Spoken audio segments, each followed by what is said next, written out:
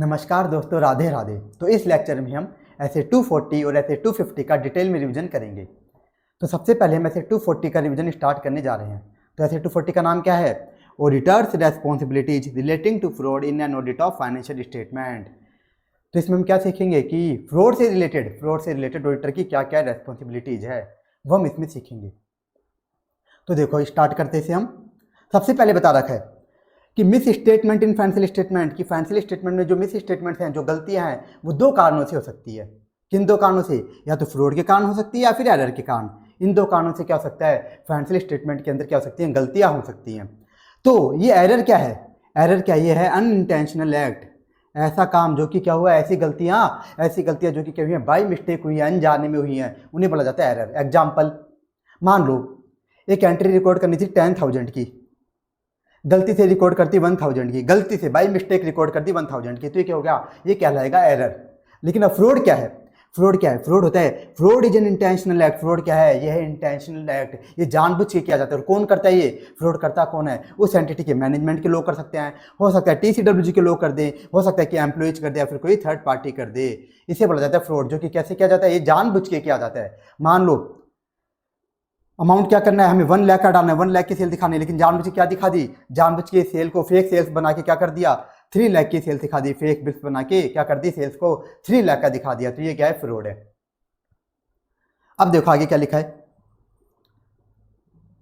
Auditor shall be concern with fraud that causes material miss statement in financial statement. तो यहाँ पे बताया जा रहा है कि ऑडिटर को, एक CA को, जब वो ऑडिट करने जा रहा है तो उसको कौन से फ्रॉड से मतलब है। तो यहाँ बताया गया ऑडिटर को ओनली उन फ्रॉड से मतलब है जो कि फाइनेंशियल स्टेटमेंट से रिलेटेड हैं। ऐसे फ्रॉड जिनसे कि फाइनेंशियल स्टेटमेंट, जिनका फाइनेंशियल स्टेटमेंट पे इंपैक्ट आ सकता है, ऑडिटर को ओनली उन्हीं फ्रॉड से मतलब है। बाकी फ्रॉड से ऑडिटर को कोई लेना देना नहीं। ऑडिटर क्या करेगा? बाकी फ्रॉड को इग्नोर करेगा। जैसे एग्जाम्पल, मान लो एक्स लिमिटेड है, इसके ऑडिटर क्या करने गया? ऑडिट करने गया।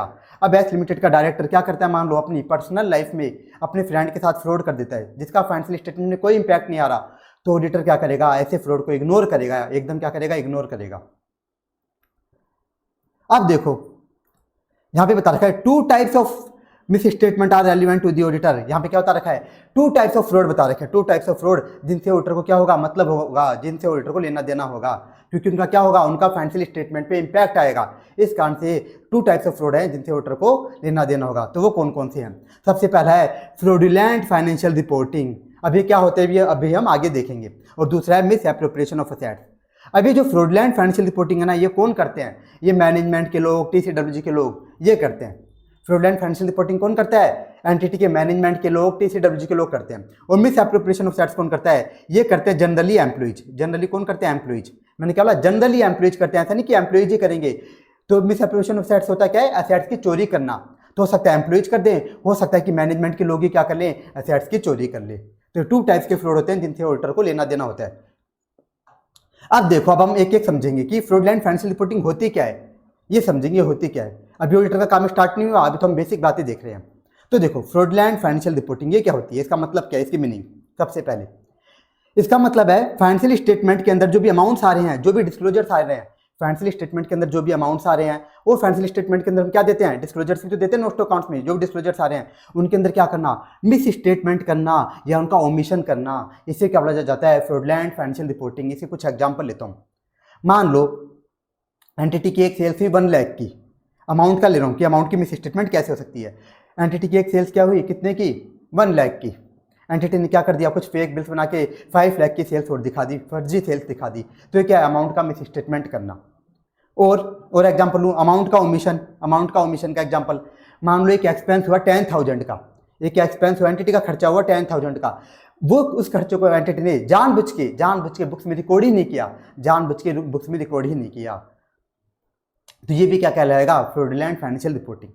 और एग्जाम्पल ऑफ डिस्क्लोजर का एग्जाम्पल लूँ कि मान लो क्या हुआ, एंटिटी पे एक केस चल रहा था जिसकी वजह से एंटिटी पे कंटिजेंट लायबिलिटी आ रही थी। वो कंटिजेंट लायबिलिटी का हम क्या करते हैं? नोट टू अकाउंट्स में डिस्क्लोजर देते हैं। मान लो एंटिटी पे कंटिजेंट लायबिलिटी बन रही थी 1 करोड़ की, लेकिन एंटिटी ने क्या कर दिया? एंटिटी ने क्या किया? अपने नोट टू अकाउंट्स में जो डिस्क्लोजर दिया ना, ओनली 20 लाख का ही दिया, ओनली 20 लाख का। तो इसे क्या बोला जाएगा? इसे बोला जाएगा मिस स्टेटमेंट ऑफ डिस्क्लोजर। तो ये सब क्या कहलाते हैं? ये सब क्या कहलाते हैं? अपने फ्रॉडुलेंट फाइनेंशियल रिपोर्टिंग। जब आगे बढ़ो, हमने मीनिंग देख ली कि फ्रॉडुलेंट फाइनेंशियल रिपोर्टिंग होता क्या है। अब नेक्स्ट क्या है? It may be accomplished by following. अब यहाँ पे हम क्या सीखने जा रहे हैं, यहाँ पे ऐसे कुछ नहीं लिखा, क्या लिख दिया, जो डेफिनेशन थी ना उन्हीं बातों को घुमा फिरा के डिफरेंट लैंग्वेज में लिख दिया कि फ्रॉडलेंट फाइनेंशियल रिपोर्टिंग में कौन कौन से फ्रॉड कवर होते हैं। जैसे पहला देखो क्या लिखा हुआ है, मैनिपुलेशन या फिर अल्टरेशन ऑफ अकाउंटिंग रिकॉर्ड्स। यहाँ पे किसकी बात हो रही है, यहाँ पे बात हो रही है अमाउंट्स में मिस स्टेटमेंट करने की या फिर ओमिशन करने की, ये बात हो रही है इस पॉइंट में। पहले पॉइंट में किसकी बात हो रही है, अमाउंट में मिस स्टेटमेंट करने की या फिर ओमिशन करने की, उसी बात को घुमा फिरा के लिख दिया। दूसरा देखो क्या लिखा है, दूसरा पॉइंट, मिस रिप्रेजेंटेशन और omission of information in financial statement.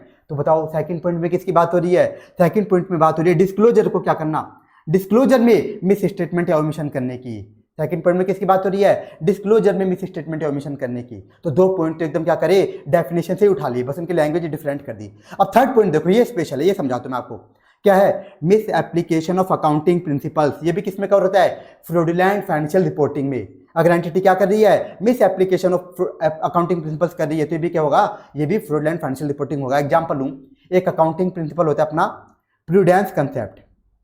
Prudence concept ये क्या बोलता है, प्रूडेंस कंसेप्ट आपने एफआर में पढ़ा होगा कि जो भी एंटीसिपेटेड लॉसेज होने वाले ना एंटिटी को, एंटीसिपेटेड हुए नहीं एक्चुअल में, तो उनको तो क्या कर लो, आज ही बुक कर लो, और जो एंटीसिपेटेड प्रॉफिट्स होने वाले ना उनको बुक मत करो, ये होता है प्रूडेंस कंसेप्ट। लेकिन एंटिटी क्या करती है, एंटिटी गलत काम करती है, अपनी फाइनेंशियल पोजीशन अच्छे दिखाने के लिए क्या करती है, प्रूडेंस कंसेप्ट फॉलो करती नहीं है। वो क्या करती है, जो भी एंटीसिपेटेड प्रॉफिट्स होने वाले हैं उनको तो रिकॉर्ड कर लेती है, और जो एंटीसिपेटेड लॉसेज होने वाले हैं उनको क्या करती है, उनको रिकॉर्ड ही नहीं करती। जबकि क्या करना होता है, एंटीसिपेटेड लॉसेज को रिकॉर्ड करना होता है, और वो लॉसेज को रिकॉर्ड नहीं करती एंटीसिपेटेड, इस तरह से। तो ये क्या होता है, miss application of accounting principle, इसे भी क्या बोला जाता है, फ्रॉडुलेंट फाइनेंशियल रिपोर्टिंग।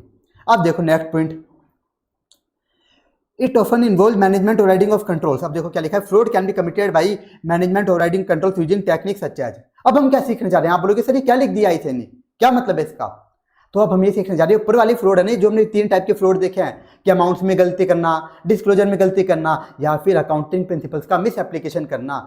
ये फ्रॉड किए कैसे जाएंगे, मैनेजमेंट करेगा कैसे, तो कैसे करेगा management, bye management overriding controls को तोड़ करके। ये तो आपको पता होगा ही कि फाइनेंशियल स्टेटमेंट में कोई भी फ्रॉड और एरर ना हो, इसकी वजह से उसमें इंटरनल कंट्रोल्स लगाए जाते हैं। तो मैनेजमेंट क्या करेगा, मैनेजमेंट कंट्रोल्स को तोड़ करके क्या करेगा, ऊपर वाले फ्रॉड करेगा। भी ऊपर वाले फ्रॉड करेगा कैसे, तो वो बता रखा है, एकदम सिंपल पॉइंट्स बता रखे हैं, देखना क्या करेगा management, recording fictitious general entries. क्या करेगा, फिक्टिशियस मतलब फेक, क्या करेगा, फर्जी जनरल एंट्रीज पास करके करेगा। क्या करेगा, या तो कैसे करेगा, फर्जी जनरल एंट्रीज पास करके करेगा। और कैसे कर सकता है, और देखो एक बार ये पॉइंट देखो, काउंसिलिंग फैक्ट्स या फिर नॉट डिस्क्लोजिंग फैक्ट्स को डिस्क्लोज ही नहीं करेगा। मतलब मान लो एंटिटी पे केस चल रहा है, एंटिटी पर एक केस चल रहा है, इस केस की वजह से एंटिटी पे क्या बनती है, मान लो एक कंटिजेंट लायबिलिटी आ सकती है 1 करोड़ की।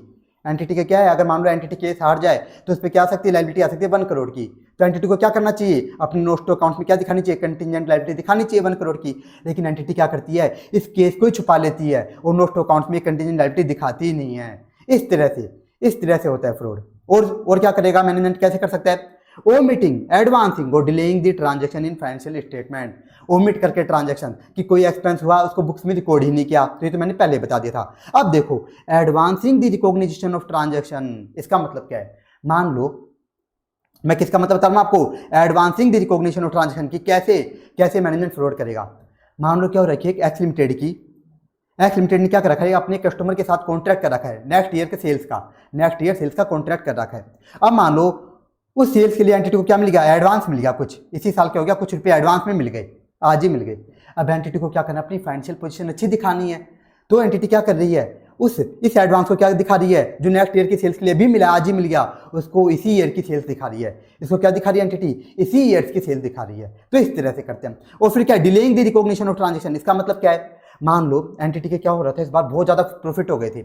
अब एंटिटी चाहते हैं कि हम और प्रॉफिट ना बढ़ाएं, मतलब हमारे इनकम टैक्स ज़्यादा आएगा, तो एंटिटी क्या करती है, इस ईयर करंट ईयर में जो सेल्स हो रही ना उसको क्या कर देती है, नेक्स्ट ईयर का दिखा देती है, उसको डिले कर देती है इस तरह से। तो ये भी एक तरीका होता है। अब और देखो एक पॉइंट और बता देता हूँ, inappropriately adjusting assumptions and changing judgment. और कैसे कर सकता है मैनेजमेंट फ्रॉड, गलत अजम्पशंस लेके, गलत जजमेंट लेकर के। अभी जजमेंट और अजम्पशन कहाँ लगती है, बताओ, आपने फॉर्म में पढ़ा है अकाउंटिंग एस्टिमेट्स में। जब भी अकाउंटिंग एस्टिमेट्स बनाए जाते हैं तो कभी भी वो एक्यूरेटली नहीं बनते, वहाँ पे मैनेजमेंट अपनी एजम्पशन यूज़ करता है और जजमेंट यूज़ करता है। मान लो प्रोविजन फॉर बैड डेट्स बनाना है, प्रोविजन फॉर ग्रेच्युटी बनाना है, या यूजफुल लाइफ लेने की क्या यूजफुल लाइफ सेलेक्ट करें, तो वहाँ पे मैनेजमेंट क्या लेता है, अपनी जजमेंट लगाता है।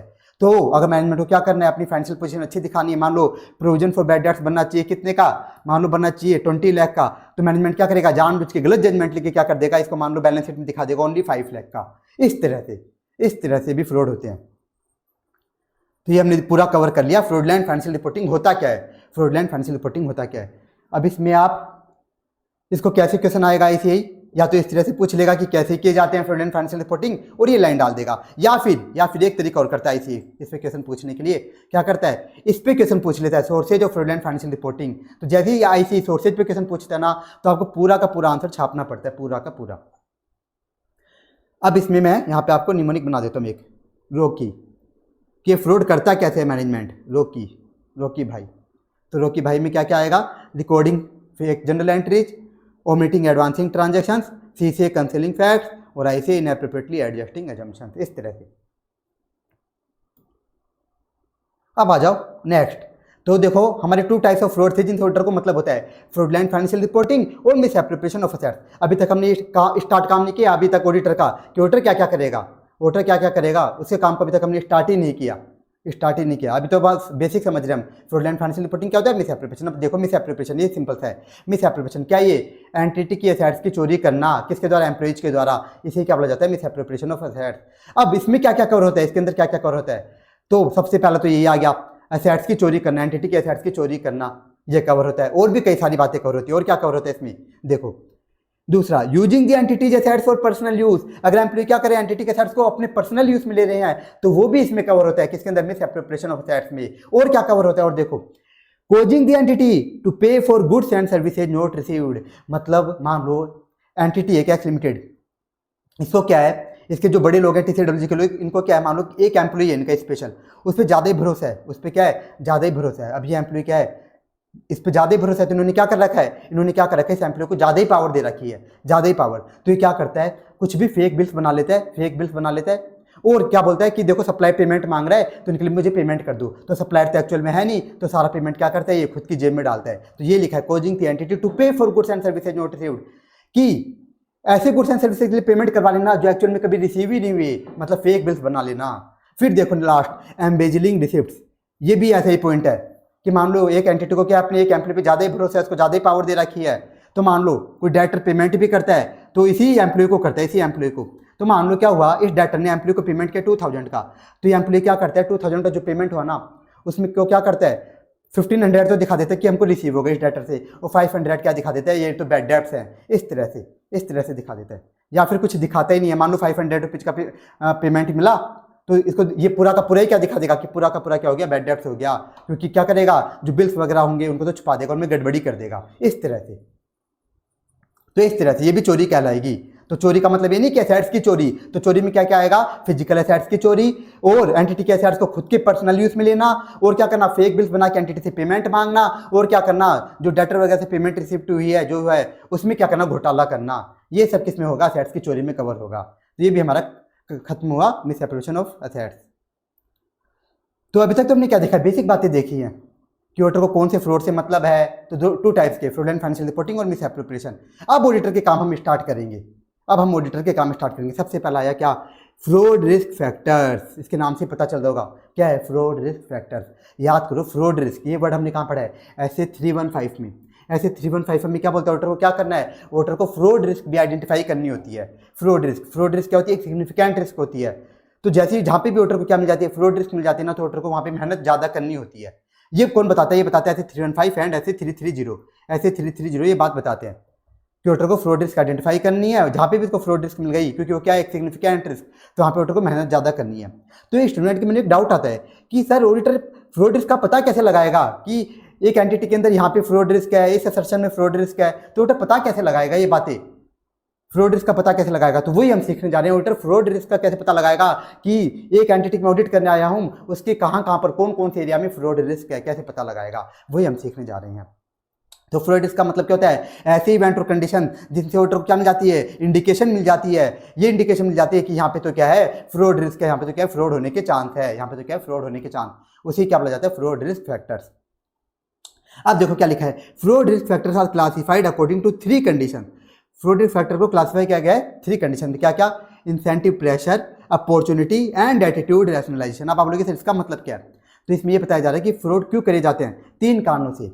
कि हम पे या तो प्रेशर आ रहा है कि भाई हमने बहुत सारा लोन ले रखा है और रिपे नहीं कर पा रहे, तो क्या करते हैं ऐसे केस में लोग फ्रॉड कर लेते हैं, चोरी वगैरह कर लेते हैं। दूसरा, अपॉर्चुनिटी मिल रही है, मान लो आप रास्ते पे जा रहे हो, आपको पैसे से भरा बैग दिख गया, वहाँ पे रास्ते में और कोई नहीं, आप अकेले हो, ना कोई कैमरा वगैरह, तो आपकी क्या करेगा, आपका मन चलेगा कि मैं क्या करूँ, पैसों की गड्डिया उठा लूँ। वो लास्ट क्या बिहेवियर, आपका बिहेवियर ही क्या ऐसा है, चोरी वाला बिहेवियर है, पूरा खानदानी चोर है, खानदानी पेशा है, तो भी आप क्या कर सकते हो, चोरी कर सकते हो।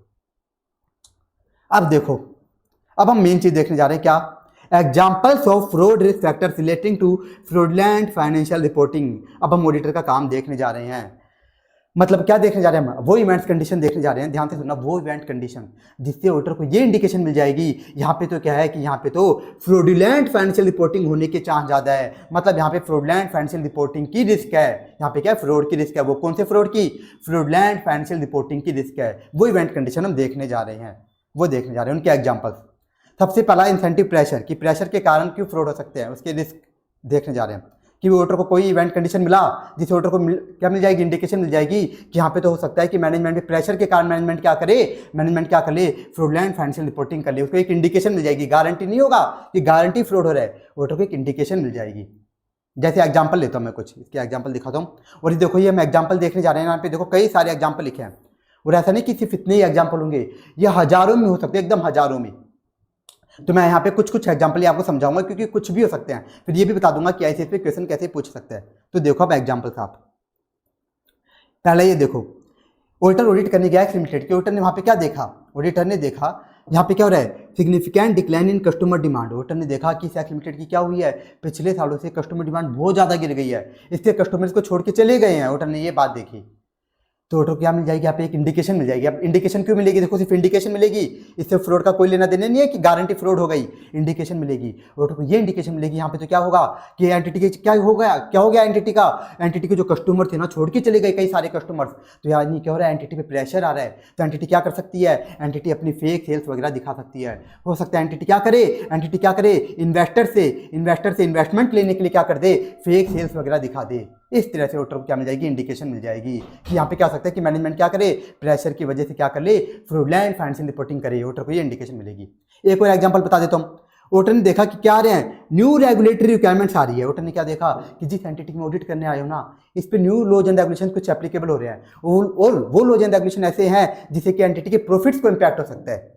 तो ऑडिटर को एक इंडिकेशन मिल जाएगी, क्या यहाँ पे तो क्या हो रहा है, एंटिटी के प्रॉफिट्स पे इंपैक्ट आ रहा है, तो एंटिटी पे क्या आएगा, प्रेशर आएगा, तो वो एंटिटी क्या करना चाहेंगे, फ्रॉड करना चाहेंगे, फ्रॉडलेंट फाइनेंशियल रिपोर्टिंग करना चाहेंगे, अपनी क्या करना चाहेंगे, फेक फाइनेंशियल पोजीशन दिखाना चाहेंगे। इस तरह से ऑडिटर को इंडिकेशन मिलेगी। अब देखो यहाँ पे ऐसे ने क्या किया, कुछ पॉइंट्स और लिख दिए कि ऐसे पॉइंट्स जहाँ पे एंटिटी पे क्या होगा, प्रेशर कुछ ज्यादा ही होगा, तो ये पॉसिबल नहीं है अलग अलग याद करना, मतलब सेम ही बातों को अलग तरीके से और लिख दिया। तो देखो इसमें भी एक एग्जांपल लेता हूं, क्या लिखा है, नीड टू ऑब्टेन, ऑडिटर ने क्या देखा कि need to obtain additional financing to stay competitive. क्या है वो, ऑडिटर ने देखा जिस एंटिटी में ऑडिट करना है ना, इनको क्या है, इनको बहुत ज़्यादा जरूरत है फाइनेंस की, मतलब इनको क्या करवाना है, इनको इन्वेस्टमेंट चाहिए, इनको क्या चाहिए, एंटिटी को बहुत ज़्यादा इन्वेस्टमेंट चाहिए। अब बताओ क्या कोई इन्वेस्टर ऐसे इन्वेस्ट कर देता है क्या, इन्वेस्टर क्या देखता है, उस एंटिटी की सेल्स देखता है, प्रॉफिट देखता है। तो ऑडिटर को यहाँ पे भी क्या आ जाएगा, एक इंडिकेशन मिल जाएगी। हो सकता है कि एंटिटी यहाँ पे क्या कर दे, मैनेजमेंट के लोग क्या कर दे, फ्रॉडलेंट फाइनेंशियल रिपोर्टिंग कर दे, फ्रॉडलेंट फाइनेंशियल रिपोर्टिंग, बस एक इंडिकेशन मिलेगी, मतलब क्या मिलेगी, यहाँ पे ऑडिटर को एक फ्रॉड रिस्क मिलेगी।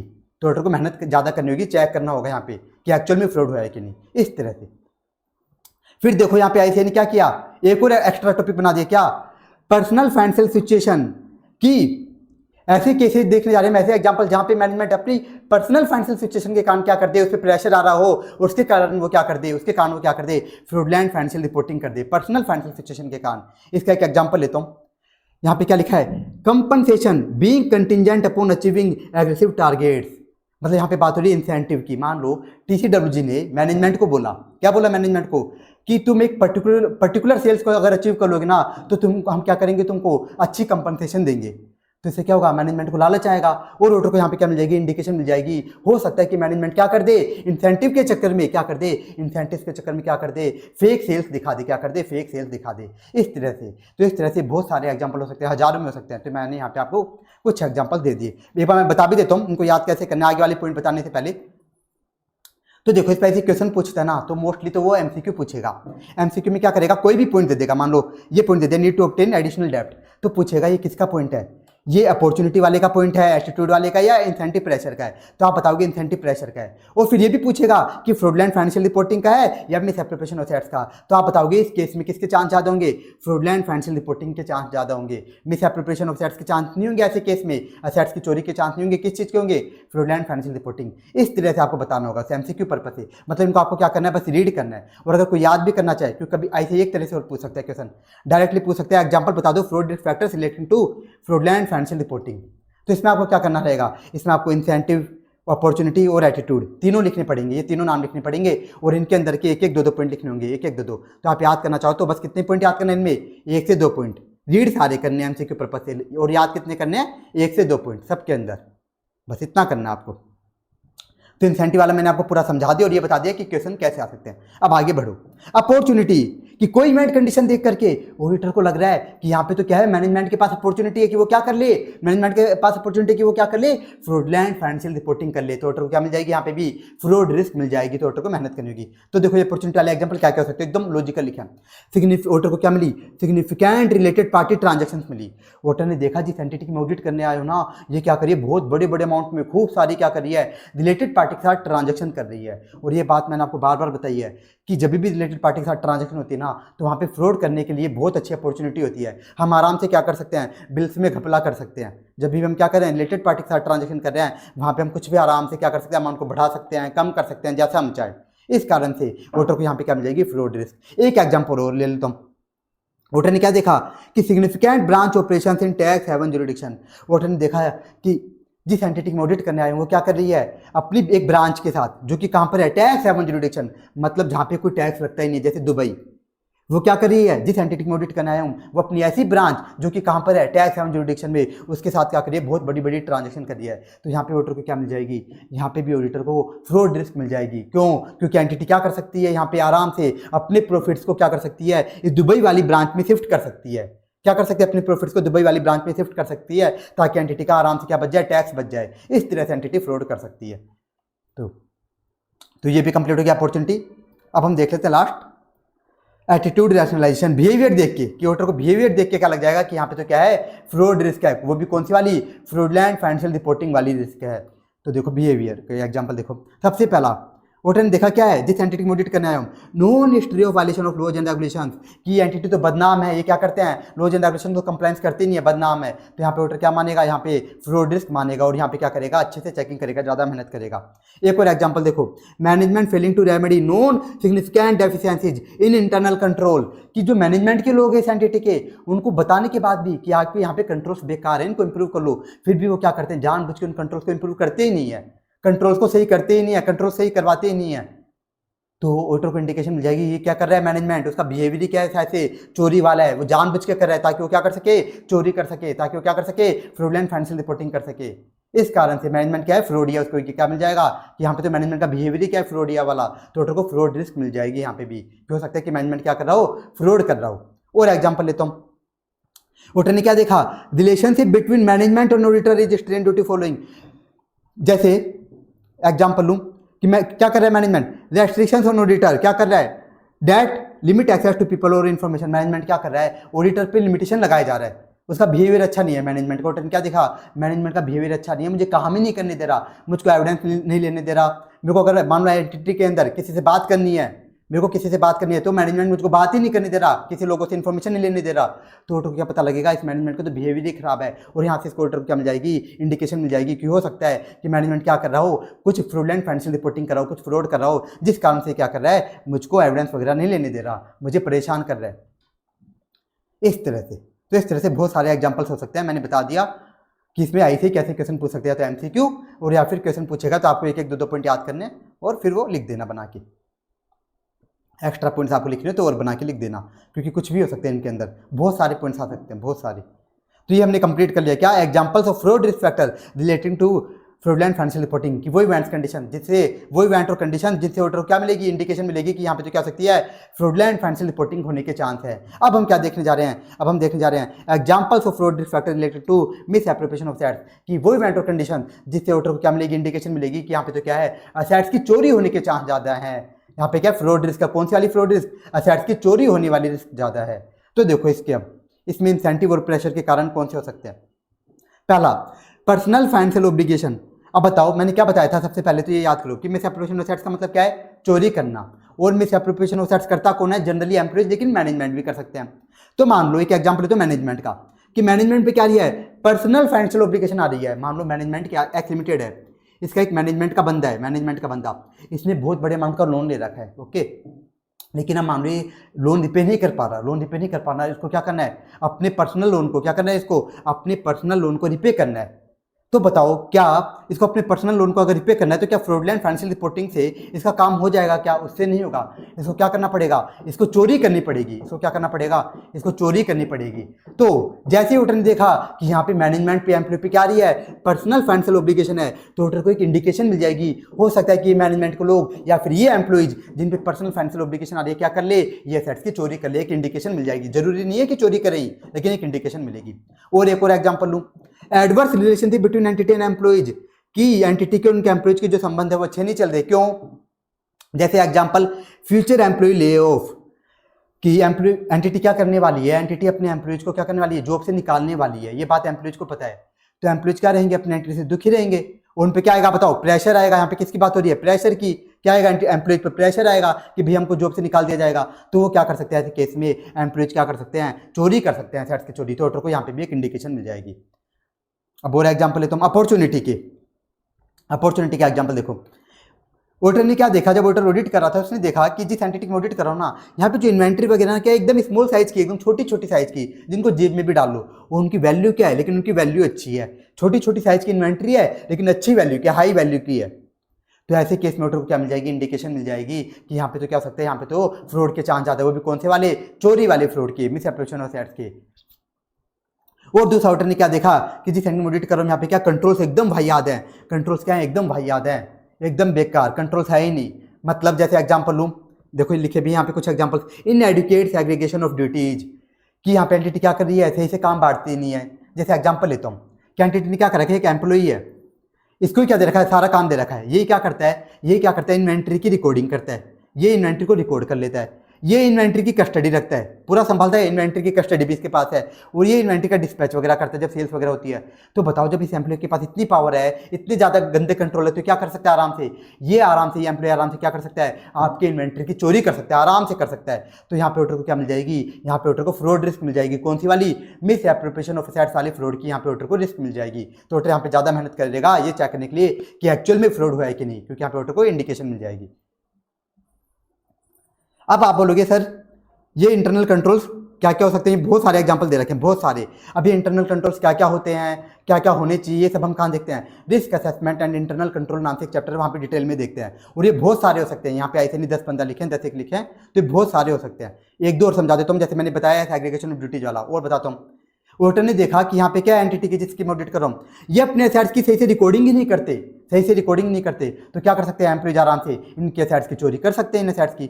और इसने क्या देखा, inadequate authorisation approval transaction. Auditor ने देखा कि जिस एंटिटी में ऑडिट करना है ना, एक्स लिमिटेड की, यहाँ पे अप्रूवल के लिए कोई सिस्टम है ही नहीं। मान लो किसी को परचेज करनी है, परचेज करनी कितने की, मान लो 50,000 की, तो कोई भी आराम से कर लेता है बिना अप्रूवल के, बिना अप्रूवल के। कोई भी ऐसे हायर अथॉरिटी की आपको अप्रूवल नहीं लेनी पड़ती, कोई भी जाके कभी भी परचेज कराता है।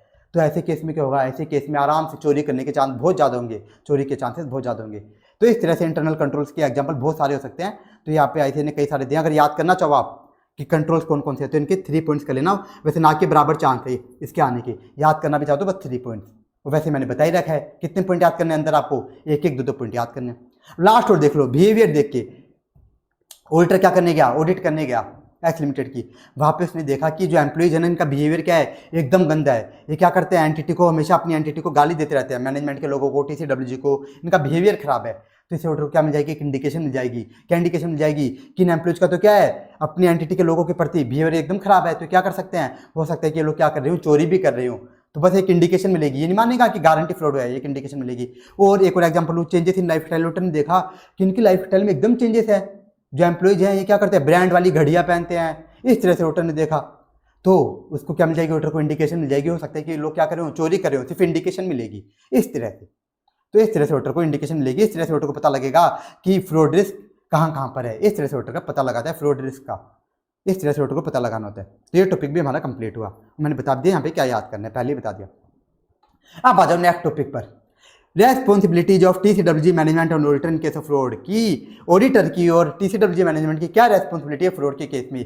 सबसे पहले मैनेजमेंट की क्या रेस्पॉन्सिबिलिटी है, तो बताया गया यहाँ पे primary responsibility for prevention detection fraud किसकी है, TCWG मैनेजमेंट की है, कि फ्रॉड को रोकने की, अगर फ्रॉड हो जाए तो उनको पकड़ने की सबसे पहली रेस्पॉन्सिबिलिटी तो मैनेजमेंट TCWG की है। याद करो ऐसे 200 वो क्या बोलता है कि इंटरनल कंट्रोल्स लगाने की रेस्पॉन्सिबिलिटी किसकी होती है, ऑडिटर की नहीं होती, किसकी होती है, मैनेजमेंट की। कंट्रोल्स क्यों लगाए जाते हैं, कंट्रोल्स क्यों लगाए जाते हैं, फ्रॉड को रोकने के लिए, एरर फ्रॉड को रोकने के लिए। तो सबसे पहली रेस्पॉन्सिबिलिटी यानी किसकी है, मैनेजमेंट TCWG की। अब देखो ऑडिटर की क्या रेस्पॉन्सिबिलिटी है। अब इसके अंदर जो पॉइंट है ना बहुत लॉजिकल और एकदम ईजी है।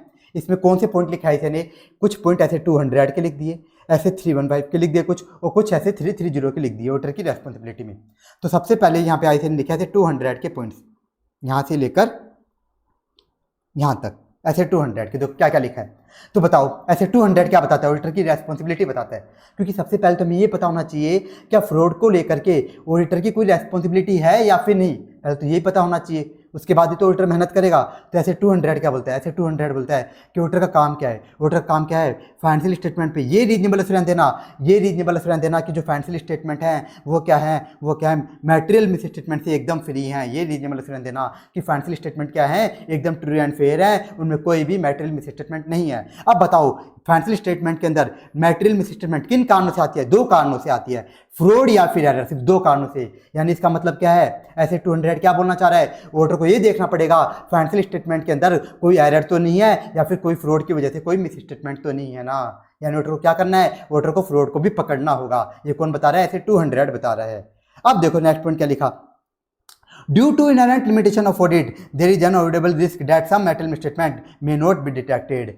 कि ऑडिट में क्या होती है, कुछ इनहेरेंट लिमिटेशन होती है। क्या होती है इनहेरेंट लिमिटेशन, ये ऐसे 200 में हम देखते हैं। तो ये बताया गया कि ऑडिट में इनहेरेंट लिमिटेशन होने की वजह से ऑडिटर चाहे कितनी मेहनत कर ले, कितनी मेहनत कर ले, कुछ ना कुछ मटेरियल मिस स्टेटमेंट को, कुछ ना कुछ बड़ी गलतियों को ऑडिटर पकड़ ही नहीं पाएगा। हो सकता है कि ऑडिटर कुछ ना कुछ बड़ी गलतियों को पकड़ ही ना पाए। और उसमें एक एरिया होता है फ्रॉड वाला कि जो फ्रॉड होते हैं ना, हो सकता है कि ऑडिटर कितनी मेहनत कर ले फिर भी ऐसा हो सकता है कि कुछ फ्रॉड को ऑडिटर पकड़ ही ना पाए। अब उसके रीजन भी बता रखे हैं कि ऐसा क्यों होगा कि इनहेरेंट लिमिटेशन की वजह से ऑडिटर कुछ फ्रॉड को पकड़ ही नहीं पाएगा, ऐसा क्यों होगा, उसके रीजन बता रखे हैं। क्या बोला गया यहाँ पे, risk of not detecting material misstatement from fraud is higher than from error. ये बताया जा रहा है कि एरर को पकड़ना तो आसान है, कि फाइनेंशियल स्टेटमेंट में अगर मान लो एरर हो रहे हैं तो उनको तो पकड़ना आसान है एकदम। क्यों, एरर क्या होते हैं, गलती से होते हैं, तो गलती से हो रहे हैं तो कोई इनको छुपाना भी नहीं चाहेगा। लेकिन फ्रॉड हो रहे हैं ना, वो जानबूझ के किए जा रहे हैं। अगर कोई चीज़ क्या कर रहा है, कोई जानबूझ के कर रहा है तो क्या करना चाहेगा, जानबूझ के चोरी कर रहा है तो उसको छुपाना चाहेगा। इस कारण से फ्रॉड को पकड़ना मुश्किल हो जाता है। अब देखो नेक्स्ट पॉइंट और अच्छा लिखा, risk of not detecting material misstatement from management fraud is greater than employee fraud. Fraud भी दो होते हैं, एक एम्प्लॉय वाला, एक मैनेजमेंट वाला। तो बोला गया कि अगर कोई फ्रॉड कौन कर रहा है, एम्प्लॉय कर रहे हैं तो उसको पकड़ना फिर भी आसान है। क्यों, एम्प्लॉय अगर फ्रॉड करेंगे ना, उसको छुपाना भी चाहेंगे तो एम्प्लॉय के पास ज़्यादा पावर नहीं होती, वो अकाउंटिंग रिकॉर्ड्स को मैनिपुलेट नहीं कर सकते। लेकिन मैनेजमेंट नहीं, अगर मान लो मैनेजमेंट के लोग ही, TCWG के लोग ही क्या करें, फ्रॉड कर रहे हैं, तो उनके पास तो बहुत ज़्यादा पावर होती है। वो तो क्या कर सकते हैं, आराम से अकाउंटिंग रिकॉर्ड्स को मैनिपुलेट करके फ्रॉड को छुपा सकते हैं। इस कारण से ऑडिटर के लिए फ्रॉड को पकड़ पाना बहुत मुश्किल होता है, बहुत मुश्किल। अब देखो, तो मैंने क्या बताया कि कुछ केसेस में फ्रॉड को पकड़ पाना बहुत मुश्किल होता है, लेकिन इसका मतलब ये नहीं कि ऑडिटर फ्रॉड को पकड़ने के लिए मेहनत ही नहीं करेगा, ऐसा नहीं है। ऑडिटर को मेहनत तो करनी होगी। अब देखो ऑडिटर को क्या क्या मेहनत करनी है। अब देखो, तो ये हमने सारी बात करी ऐसे 200 की, अभी तक जो भी बात आई किसकी आई, ऐसे 200 की। अब आ रही है बात हमारी ऐसे 315। अब ऐसे 315 क्या बोलता है ऑडिटर को फ्रॉड के लिए, ऑडिटर को फ्रॉड के लिए ऐसे 315 क्या बोलता है, ऐसे 315 बताता है कि ऑडिटर को क्या करना होगा, ऑडिटर को फ्रॉड रिस्क आइडेंटिफाई करनी होगी। ऑडिटर क्या करनी पड़ेगी, फ्रॉड रिस्क आइडेंटिफाई करनी होगी एट फाइनेंशियल स्टेटमेंट लेवल और एट असर्शन लेवल। ऑडिटर को फ्रॉड रिस्क आइडेंटिफाई करनी होगी फाइनेंशियल स्टेटमेंट लेवल पे भी और असर्शन लेवल पे भी। ये फाइनेंशियल स्टेटमेंट लेवल क्या होता है और असर्शन लेवल क्या होता है, ये मैंने आपको ऐसे 315 में डिटेल में बता रखा है। तो ऑडिटर को आइडेंटिफाई करना होगा कि फ्रॉड रिस्क तो नहीं है ना असर्शन लेवल पे या फिर फाइनेंशियल स्टेटमेंट लेवल पे। अब आप बोलोगे सर ये फ्रॉड रिस्क हम कैसे आइडेंटिफाई करेंगे, तो अभी तो पूरी कहानी बताई है। ये फ्रॉड रिस्क फैक्टर देखिए पूरा का पूरा टॉपिक क्या बता रहा था कि ऑडिटर फ्रॉड रिस्क को कैसे आइडेंटिफाई करेगा। ये पूरा का पूरा टॉपिक हम यही बता रहा था कि एक ऑडिटर फ्रॉड रिस्क कैसे आइडेंटिफाई करेगा, कैसे आइडेंटिफाई करेगा।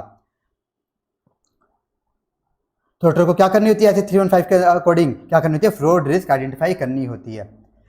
फिर देखो यहाँ पे एक बात और लिख दी, कुछ एग्जांपल दे दिए, क्या, it is a presumption that there are risk of fraud in revenue cash balance etcetera in case of lack of controls.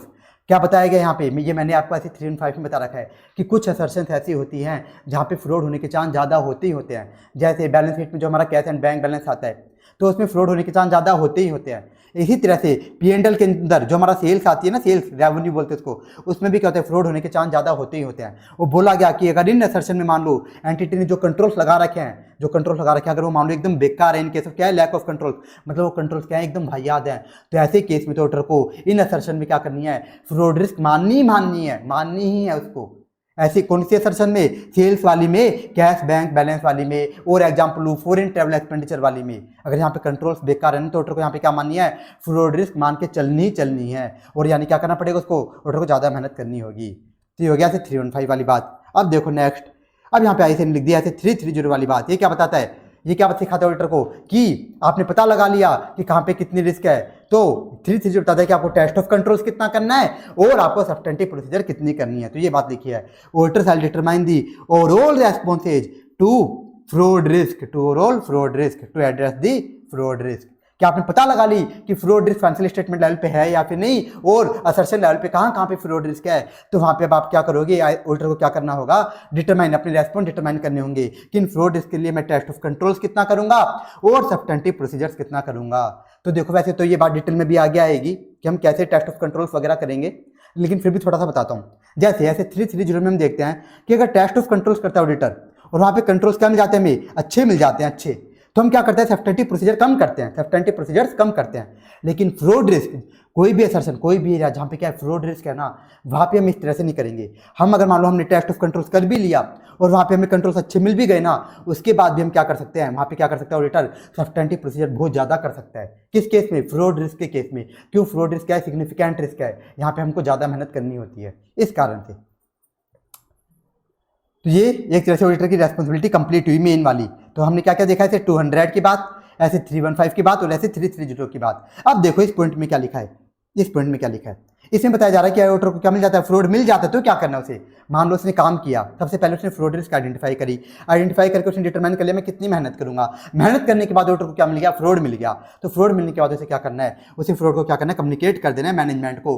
मान लो वो फ्रॉड किसने किया था, एम्प्लॉयज ने किया था, तो मैनेजमेंट को बता दो। लेकिन अगर मान लो फ्रॉड किसने किया था, मैनेजमेंट के लोगों ने किया था, तो किसको बता दो, TCWG को बता दो। किसको बता दो, मैनेजमेंट के माई बाप को बता दो, जो कौन है, TCWG, जो CEO CFO वगैरह ऑडिट कमेटी है, उनको बता दो। अब एक चीज और बोली गई यहाँ पे कि auditor shall also determine whether there is a responsibility to report the fraud to regulatory authorities. Auditor ये भी देखेगा, लीगल एडवाइजर से पूछ लेगा अपने कि किसी रेगुलेटरी अथॉरिटी को इस फ्रॉड के बारे में रिपोर्ट करने की मेरी कोई रेस्पॉन्सिबिलिटी है क्या, ये भी पूछ लेगा, ये भी देख लेगा। ठीक है, अब देखो लास्ट पॉइंट क्या बोला है, इन केस ऑफ कंपनीज। इसका मतलब क्या है, अगर ऑडिटर किसी कंपनी की ऑडिट करे ना, किसी कंपनी की, तो ये जो कम्युनिकेशन होगा ना, कम्युनिकेशन वो कैसे होगा, report as per section 143 sub section 12 of companies act. Communication कैसे होगा, as per section 143 sub section 12 of companies act होगा। अब आप बोलोगे सर ये सेक्शन 143 सब सेक्शन 12 है क्या, तो ये हम कहाँ देखेंगे, ये हम हमारे रिपोर्टिंग चैप्टर में देखेंगे। और ऑडिटर को क्या करना पड़ेगा कंपनी के केस में, साथ ही साथ ऑडिटर को कारों में भी क्या करनी पड़ेगी, एडिशनल रिपोर्टिंग करनी पड़ेगी। अपनी जो ऑडिटर कारों की रिपोर्ट बनाएगा वहाँ पे भी ऑडिटर को क्या करनी होगी, एडिशनल रिपोर्टिंग करनी होगी। अब आप बोलोगे सर ये क्या है, ये भी हम रिपोर्टिंग चैप्टर में देखेंगे। तो अगर ऑडिटर क्या करता है, कंपनी की ऑडिट कर रहा है, उस केस में अगर उसे फ्रॉड मिलता है तो उसे कैसे रिपोर्टिंग करनी है, सेक्शन 143 सब सेक्शन 12 के अकॉर्डिंग, और कारों की रिपोर्टिंग भी उसे करनी होगी। कैसे होती है हम रिपोर्टिंग चैप्टर में देखते हैं। तो ये टॉपिक भी हमारा कंप्लीट हुआ और ये इंपॉर्टेंट है, responsibility of auditor, important topic है। अब आप बोलोगे सर इसमें याद कैसे करना है, देखो इसमें लगभग पूरा याद करना आपको रेस्पॉन्सिबिलिटी ऑफ ऑडिटर में, लेकिन कैसे याद करना, इस तरह से कर लो। क्या ऐसे नहीं क्या करें, स्टार्टिंग के कुछ पॉइंट तो क्या लिखे हैं, ऐसे 200 के लिखे हैं, तो यहाँ पे 4-5 पॉइंट दे रखे हैं ऐसे 200 के, उसमें से कोई भी 2-3 याद कर लेना। फिर ऐसे 315 वाला ये आपको पूरा याद करना है, ऐसे 330 वाला पॉइंट एक लाइन का ही आपको पूरा याद करना है। फिर आया कम्युनिकेशन वाला पॉइंट, जिसमें कुछ भी देखो हाईलाइट नहीं हो रखा, कुछ भी हाईलाइट नहीं हो रखा। तो ये आपको क्या करना है, ओनली रीड करना है एमसीक्यू पर्पज से। और लास्ट पॉइंट ये आपको याद करना है, ये आपको याद करना है कि अगर मान लो ऐसे लिख दे कि ऑडिटर क्या कर रहा है, कंपनी को ऑडिट कर रहा है, वहाँ पे से फ्रॉड मिले, तो आपको ये लाइन हमेशा लिखनी पड़ेगी, ये वाली लाइनें इनको लिखना पड़ेगा, इनको डिटेल में थोड़ा बताना पड़ेगा। तो ये वाला बस ओनली रीड है और बाकी आपको याद करना है। हाँ, ऐसे 200 वालों में भी आप 1-2 पॉइंट कम याद कर सकते हो। ओके, तो ये हो गया हमारा कंप्लीट। अब आ जाओ नेक्स्ट टॉपिक। देखो नेक्स्ट टॉपिक क्या हमारा, response to assessed ROMM due to fraud at financial statement level and assertion level. कि ऑडिटर को क्या मिल गई, आरओएमएम ड्यू टू फ्रॉड, मतलब ऑडिटर को क्या मिल गई, फ्रॉड रिस्क मिली। ऑडिटर को क्या मिली, फ्रॉड रिस्क मिली फाइनेंशियल स्टेटमेंट लेवल पे, असर्शन लेवल पे। तो मैंने क्या बता रहा था अभी तक, मैं आपको बता रहा था कि जब भी फ्रॉड रिस्क मिलती है तो आपको ज़्यादा मेहनत करनी होती है, लेकिन अब तक तो मैंने बताया ही नहीं ज़्यादा मेहनत कैसे करनी है, क्या क्या स्पेशल काम करने होंगे, अभी तक तो बताया नहीं मैंने आपको। तो वो बताने जा रहा हूँ अब मैं आपको कि अगर ऑडिटर को फ्रॉड रिस्क मिल जाती है फाइनेंशियल स्टेटमेंट लेवल पे या फिर असर्शन लेवल पे। असर्शन लेवल मतलब जैसे सेल्स वाले असर्शन में मिल गई, कैश एंड बैंक वाले असर्शन में मिल गई, इस तरह से। तो वहां पे क्या करना है, तो सबसे पहला है कि ऑडिटर को फ्रॉड रिस्क कहाँ मिली, फाइनेंशियल स्टेटमेंट लेवल पे मिली। मतलब ऑडिटर ने देखा कि एंटिटी की पूरी एंटिटी में कंट्रोल से एकदम वाहियात है, वहां पे हर जगह क्या है, फ्रॉड होने के चांस है, तो इसे क्या बोला जाएगा, fraud at financial statement level. तो ऐसे केस में क्या करना होगा, ऐसे केस में ऑडिटर को बहुत मेहनत करनी होगी और स्पेशल काम करने होंगे। सबसे पहला काम ऑडिटर को क्या करना होगा, देखो, assign the personal with knowledge and ability for significant engagement responsibilities. मतलब क्या बोला गया, तो ऑडिटर को क्या करना है ऐसे केस में ऑडिटर को सबसे बेस्ट टीम सेलेक्ट करनी है। देखो ये जो फ्रॉड रिस्क हम निकालते हैं ना, रिस्क वगैरह कैलकुलेट करते हैं, ये होता है हमारा प्लानिंग स्टेज का काम, प्लानिंग स्टेज। ओके, और जो टीम सेलेक्ट करते हैं ना कि हमारी टीम में कौन कौन होगा, ये भी हमारा प्लानिंग स्टेज का काम होता है, प्लानिंग स्टेज का। तो जैसे ही हमें पता चला कि यहाँ पे क्या है, फ्रॉड रिस्क है फाइनेंशियल स्टेटमेंट लेवल पे, तो हम क्या करेंगे, सबसे बेस्ट टीम लेके जाएंगे जो कि क्या कर सके, फ्रॉड रिस्क को डील कर सके। हम बेस्ट टीम लेके जाएंगे जिनको नॉलेज हो, उनके पास औकात हो, ऐसी टीम लेके जाएंगे। और क्या करना है, और देखो क्या करना है, next point, unpredictability in selection of NTE. क्या करेंगे, एनटीई डिसाइड करने में कि प्रोसीजर्स कितनी लगाएं, कितनी मेहनत करें, उसमें क्या ला देंगे, अनप्रेडिक्टेबिलिटी ला देंगे। जैसे मैंने एग्जांपल लिया था, मान लो हम टेस्ट ऑफ कंट्रोल्स कर रहे हैं, कंट्रोल्स एकदम इफेक्टिव मिल गए, तो हम क्या करते हैं, जनरली तो हम क्या करते हैं, जैसे टेस्ट ऑफ कंट्रोल्स इफेक्टिव मिल जाते हैं तो हम क्या करते हैं, सब्सटेंटिव प्रोसीजर्स कम करते हैं। क्या करते हैं, सब्सटेंटिव प्रोसीजर्स। ये बात हमने कहाँ देखी है, 330 में, सब्सटेंटिव प्रोसीजर कम। लेकिन फ्रॉड रिस्क के केस में हम ऐसा नहीं करेंगे, टेस्ट ऑफ कंट्रोल इफेक्टिव भी मिल गया ना, फिर भी हम क्या कर सकते हैं, सब्सटेंटिव प्रोसीजर बहुत ज़्यादा कर सकते हैं। तो ये पॉइंट है इसका, मतलब ये मतलब है। अब देखो नेक्स्ट, वो लास्ट क्या है, last point, evaluate whether fraudulent financial reporting on auditor. ये देखेगा कि यहाँ पर फ्रॉडलेंट फाइनेंशियल रिपोर्टिंग हो रही है कि नहीं, बहुत ज़्यादा चेक करेगा ये बात, फ्रॉडलेंट फाइनेंशियल रिपोर्टिंग हो रही है कि नहीं हो रही।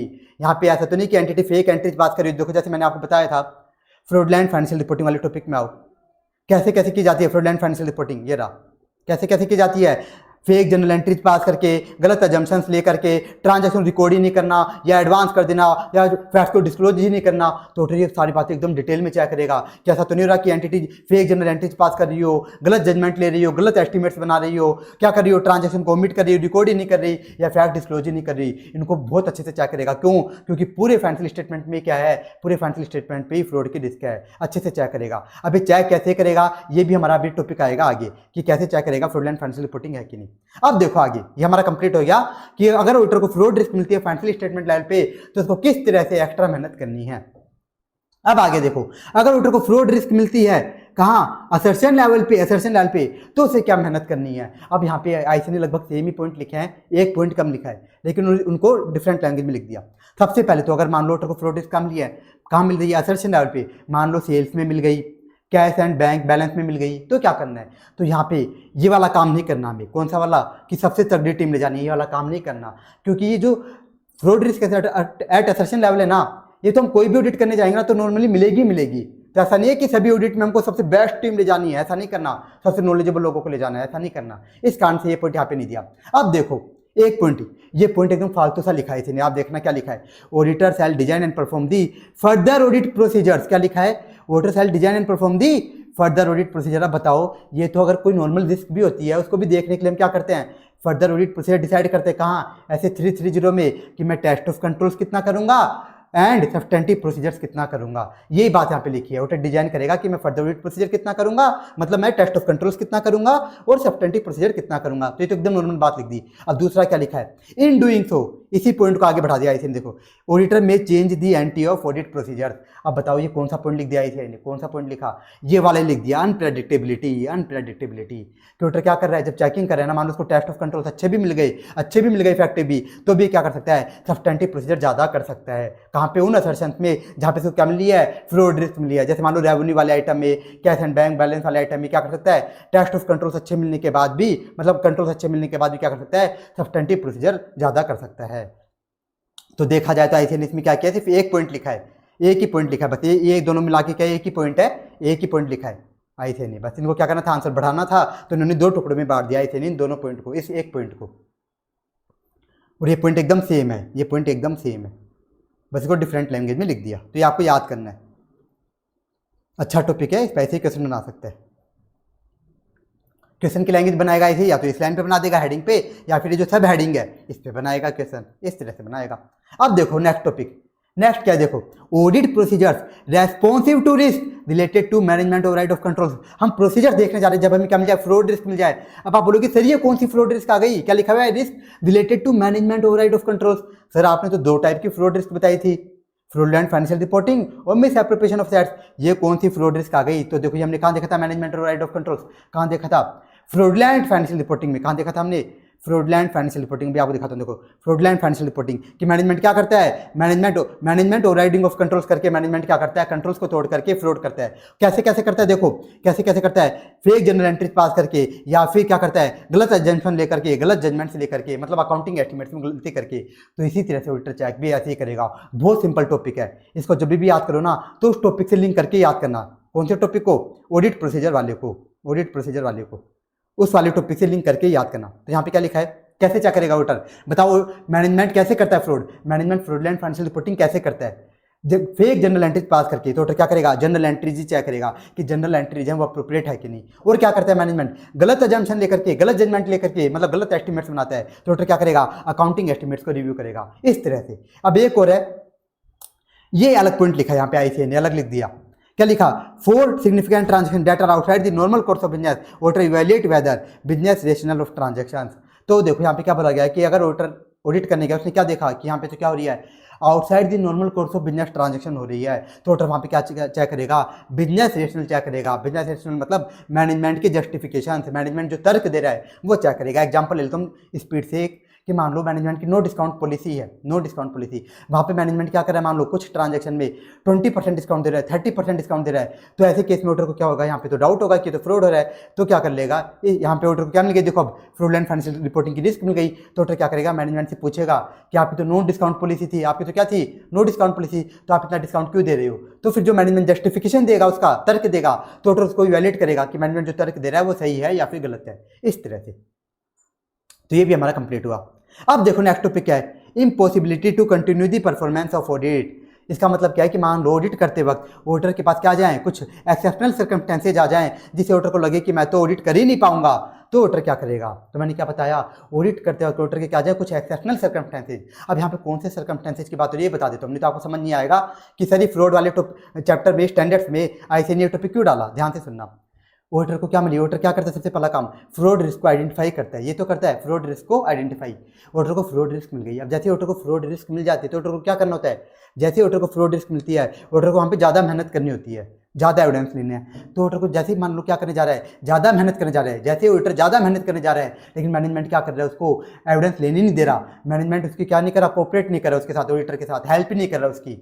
तो ऐसे केस में ऑडिटर क्या करेगा, ऐसे केस में ऑडिटर क्या सोच सकता है कि मैं क्या करूं, मैं ऑडिट बीच में छोड़ के चला जाऊं, ऑडिट बीच में छोड़ के चला जाऊं। तो इस केस में ऑडिटर को क्या क्या करना है, देखो अगर ऑडिटर का ये मन हुआ है कि मैं ऑडिट बीच में छोड़ के चला जाऊं, तो ऑडिटर को क्या क्या करना है। सबसे पहला, determine the professional and legal responsibilities to report the person who made the audit appointment. इसका मतलब क्या है, ऑडिटर ये देखेगा कि मैनेजमेंट क्या कर रहा है, मेरी हेल्प नहीं कर रहा, मेरे को परेशान कर रहा है, मेरे को फ्रॉड के रिगार्डिंग एविडेंस मिल ही नहीं पा रहे मैनेजमेंट के कारण, तो सबसे पहले तो ऑडिटर किसके पास जाएगा, टीसीडब्ल्यूजी के पास, उसको बताएगा कि मैनेजमेंट परेशान कर रहा है, तो हो सकता है टीसीडब्ल्यूजी हमारी हेल्प कर दे। तो सबसे पहला काम तो ये करना है। अगर मान लो ये भी हेल्प ना करे तो फिर क्या करना है, ऑडिटर क्या करेगा, consider to withdraw if legally permitted. Auditor क्या सोचेगा, विड्रॉ का सोचेगा, लेकिन विड्रॉ का कब सोचेगा, ओनली तभी सोचेगा जब ऑडिटर को विड्रॉल परमिटेड होगा।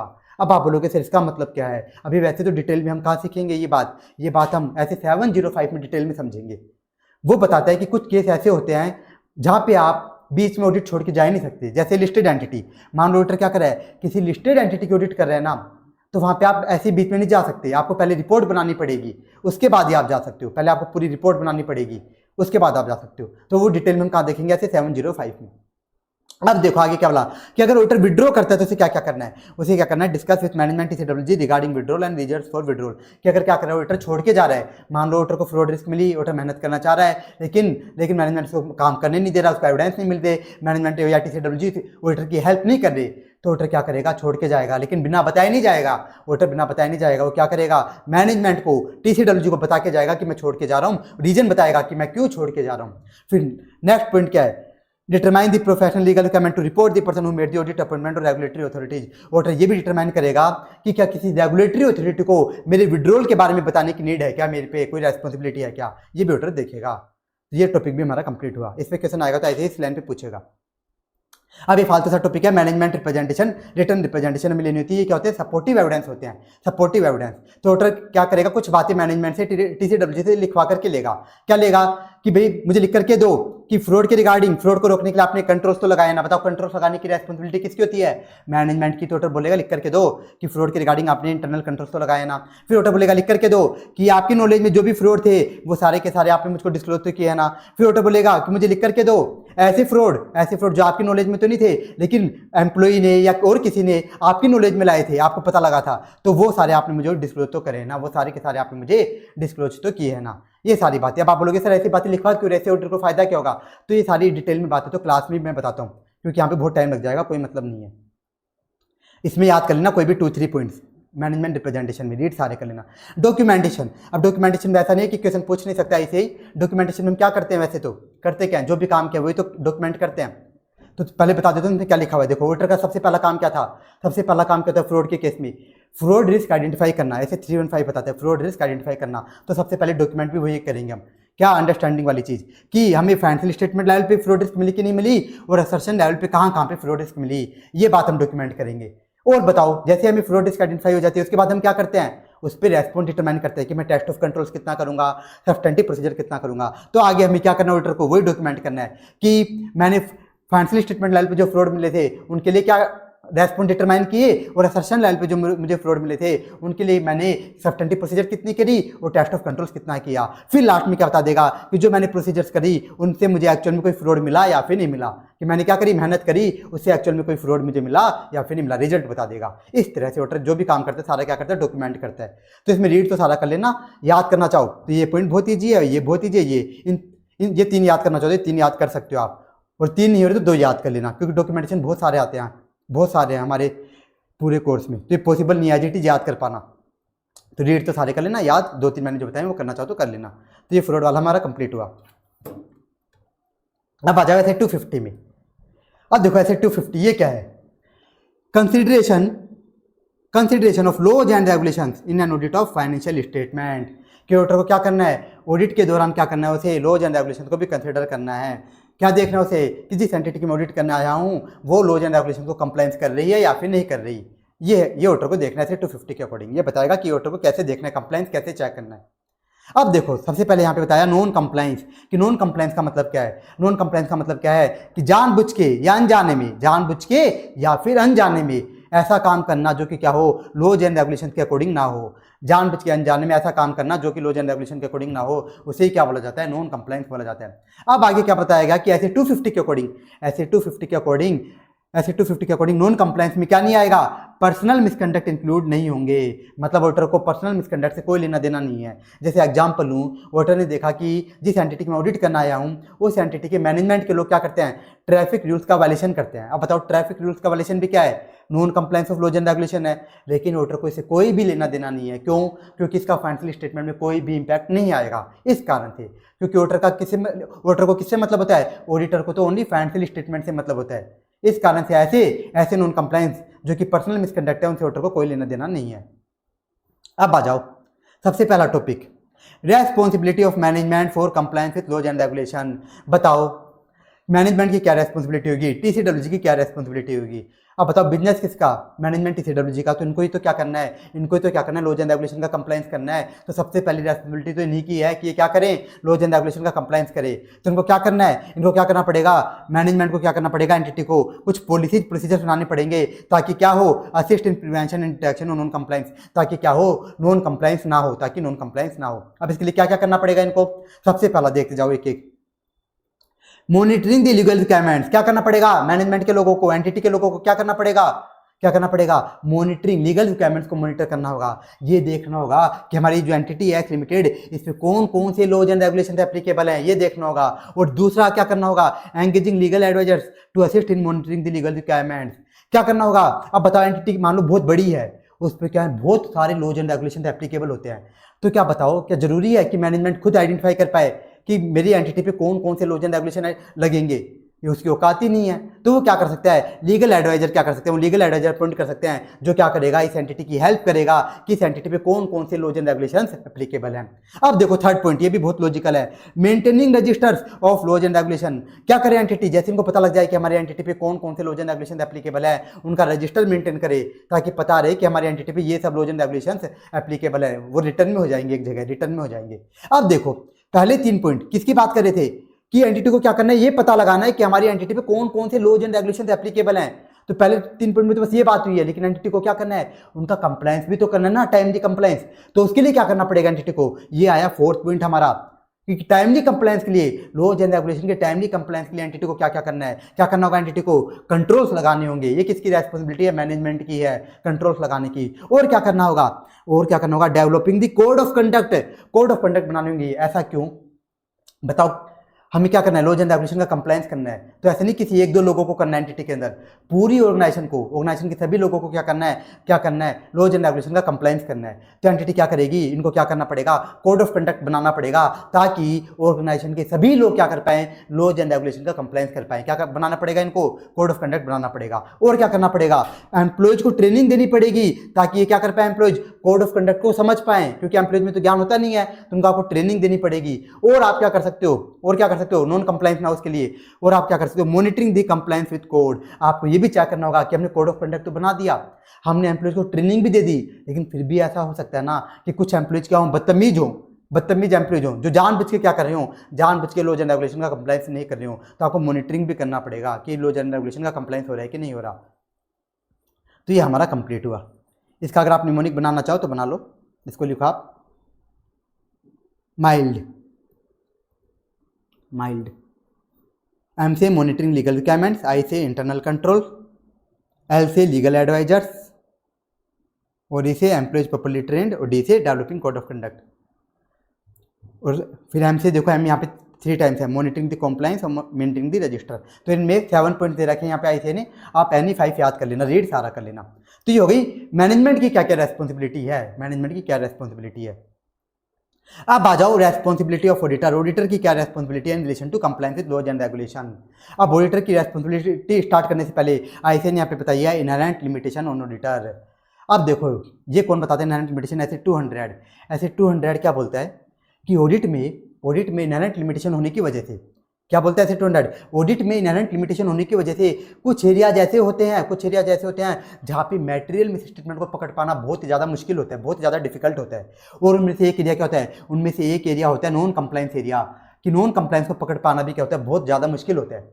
तो एक डाउट आता है स्टूडेंट के मन में कि सर ये नॉन जो कंप्लायंस है इसको पकड़ पाना क्यों मुश्किल होता है, तो वही यहाँ पे बताया गया है, उसके रीजन यहाँ पे दिए गए हैं। ये जो लॉज एंड रेगुलेशन का कंप्लायंस है, नॉन कंप्लायंस होता है, उसको पकड़ पाना क्यों मुश्किल होता है, वो पॉइंट्स यहाँ पे बताए गए हैं। तो देखो एक एक करके। पहला पॉइंट ये बताएगा कि ऐसे बहुत सारे लॉज एंड रेगुलेशन होते हैं, मैनी लॉज एंड रेगुलेशन जिनका फाइनेंशियल स्टेटमेंट भी डायरेक्टली इंपैक्ट ही नहीं आता। अब बताओ ऑडिटर को तो किससे मतलब होता है, फाइनेंशियल स्टेटमेंट से मतलब होता है, तो ऐसे लॉज एंड रेगुलेशन जिनका डायरेक्टली इंपैक्ट आ रहा है उनको तो फिर भी ऑडिटर क्या करता है, पकड़ लेता है कि यहाँ पे इनका कंप्लायंस हो रहा है कि नहीं। लेकिन ऐसे बहुत सारे लॉज एंड रेगुलेशन होते हैं जिनका डायरेक्टली इंपैक्ट नहीं आता। जैसे एग्जाम्पल लूँ, इन्वायरमेंटल लॉज एंड रेगुलेशन, उनका कोई फाइनेंशियल स्टेटमेंट में डायरेक्टली इंपैक्ट नहीं आता। लेकिन मान लो एंटिटी क्या करती है, बहुत भयंकर क्या करती है, इन्वायरमेंट बहुत भयंकर तरीके से इन्वायरमेंट को पोल्यूट करती है, तो क्या हो सकता है, ऐसे केस में एंटिटी का लाइसेंस तक कैंसिल हो सकता है। ऐसे केस में एंटिटी में बहुत भयंकर केस चल सकते हैं, जिससे एंटिटी पर प्रोविजंस वगैरह बनाने की नीड आ सकती है बहुत भयंकर अमाउंट की। इस कारण से तो ऐसा हो सकता है। तो क्या बोला गया कि ऐसे बहुत सारे लॉज एंड रेगुलेशन होते हैं जिनका डायरेक्टली इंपैक्ट नहीं आता, तो इनको पकड़ पाना बहुत मुश्किल होता है। तो एक पहला पॉइंट ये। दूसरा देखो कि कुछ नॉन कंप्लायंस ऐसे होते हैं जो may involve conduct designed to conceal it, कि नॉन कंप्लायंस दो कारण से किए जाते हैं। देखो मैंने क्या बताया था आपको स्टार्टिंग में, या तो जानबूझ के किए जाते हैं नॉन कंप्लायंस, या फिर अनजाने में हो जाते हैं, या फिर अनजाने में। तो बोला जा रहा है कि ऐसे नॉन कंप्लायंस जो कि जानबूझ के किए गए हैं, जानबूझ के। तो अगर मान लो मैनेजमेंट TCWG के लोग कोई ऐसा नॉन कंप्लायंस है जो जानबूझ के कर रहे हैं, तो क्या करेंगे, उसको छुपाना चाहेंगे, उसको क्या करना चाहेंगे, छुपाना चाहेंगे। और कभी भी ऑडिटर के पास अनलिमिटेड पावर नहीं होती, ऑडिटर के पास इन्वेस्टिगेशन की पावर नहीं होती। इस कारण से भी नॉन कंप्लायंस को पकड़ पाना बहुत मुश्किल होता है। फिर देखो लास्ट, ये पॉइंट भी बहुत अच्छा है कि कोई मैटर कंप्लायंस है या नॉन कंप्लायंस, कोई मैटर कंप्लायंस है या नॉन कंप्लायंस, ये क्या होता है, for legal determination by court. ये कौन डिसाइड करता है, ये तो कोर्ट डिसाइड करता है, जज डिसाइड करता है। अब बताओ क्या ऑडिटर कोई एडवोकेट है क्या, ऑडिटर कोई जज है क्या कि वो डिसाइड करेगा अरे ये मैटर कंप्लायंस है नॉन कंप्लायंस। तो बताया जा रहा है कुछ मैटर तो इतने टेक्निकल होते हैं, ये थर्ड पॉइंट क्या बोल रहा है कि कुछ मैटर तो इतने टेक्निकल होते हैं जो कि कोई डिसाइड कर ही नहीं सकता कि यहाँ पे कंप्लायंस हो रहा है कि नॉन कंप्लायंस। ओनली कौन डिसाइड करता है, जज डिसाइड करता है कोर्ट के अंदर बैठा हुआ। इस कारण से बोला जाता है कि सारे के सारे नॉन कंप्लायंस को पकड़ पाना ऑडिटर के लिए पॉसिबल है ही नहीं, पॉसिबल ही नहीं है कि ऑडिटर सारे के सारे नॉन कंप्लायंस को पकड़ ले। तो ये हमारा टॉपिक कंप्लीट हुआ। ऑडिटर्स रेस्पॉन्सिबिलिटी, या ऑडिटर की रेस्पॉन्सिबिलिटी क्या है। तो ऑडिटर ये नहीं बोल सकता कि देखो मेरे पे तो क्या है, इनहेरेंट लिमिटेशन है और नॉन कंप्लायंस को पकड़ पाना तो मेरे लिए बहुत ही ज़्यादा मुश्किल होता है, तो मैं तो यहाँ पे मेहनत करूंगा नहीं। ऑडिटर ऐसा नहीं बोल सकता, ऑडिटर को मेहनत तो करनी पड़ेगी। वही देखने जा रहे ऑडिटर को क्या मेहनत करनी है। तो देखो सबसे पहला क्या लिखा है, responsibilities relating to compliance with those laws that have a direct impact on financial statement.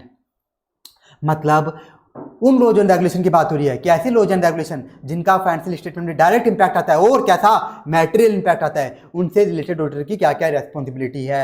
हमने यहाँ पे मैटेरियल की क्यों बात करी, क्योंकि इन मैटेरियल चीजों से ऑडिटर को मतलब नहीं होता, ऑडिटर उनको इग्नोर करता है। तो ऐसे लॉज एंड रेगुलेशन जिनका फाइनेंशियल स्टेटमेंट में डायरेक्टली इंपैक्ट आता है, उनमें ऑडिटर की कैसे क्या क्या रेस्पॉन्सिबिलिटी, ऑडिटर को क्या क्या मेहनत करनी है, वो हम देखने जा रहे हैं। अभी डायरेक्ट इंपैक्ट वाले लॉज एंड रेगुलेशन कौन कौन से हैं, उसके एग्जाम्पल यहाँ पे tax laws, labour laws etcetera. Tax laws जैसे income tax act, CGST act, SGST act. Labour laws में employ provident fund act, payment of bonus act, gratuity act. इनका तो फाइनेंशियल स्टेटमेंट में डायरेक्टली क्या आता है, इंपैक्ट आता है। जैसे ग्रेचुटी केस में एंटिटी को प्रोविजन फॉर ग्रेचुटी वगैरह बनाना पड़ता है किसके अंदर, फाइनेंशियल स्टेटमेंट के अंदर, तो उसका तो डायरेक्टली इंपैक्ट आता है। इस कारण से जैसे केस में ऑडिटर को क्या क्या करना है, ऑडिटर को क्या क्या करना है, देखो बहुत सिंपल पॉइंट्स लिखे, एकदम लॉजिकल।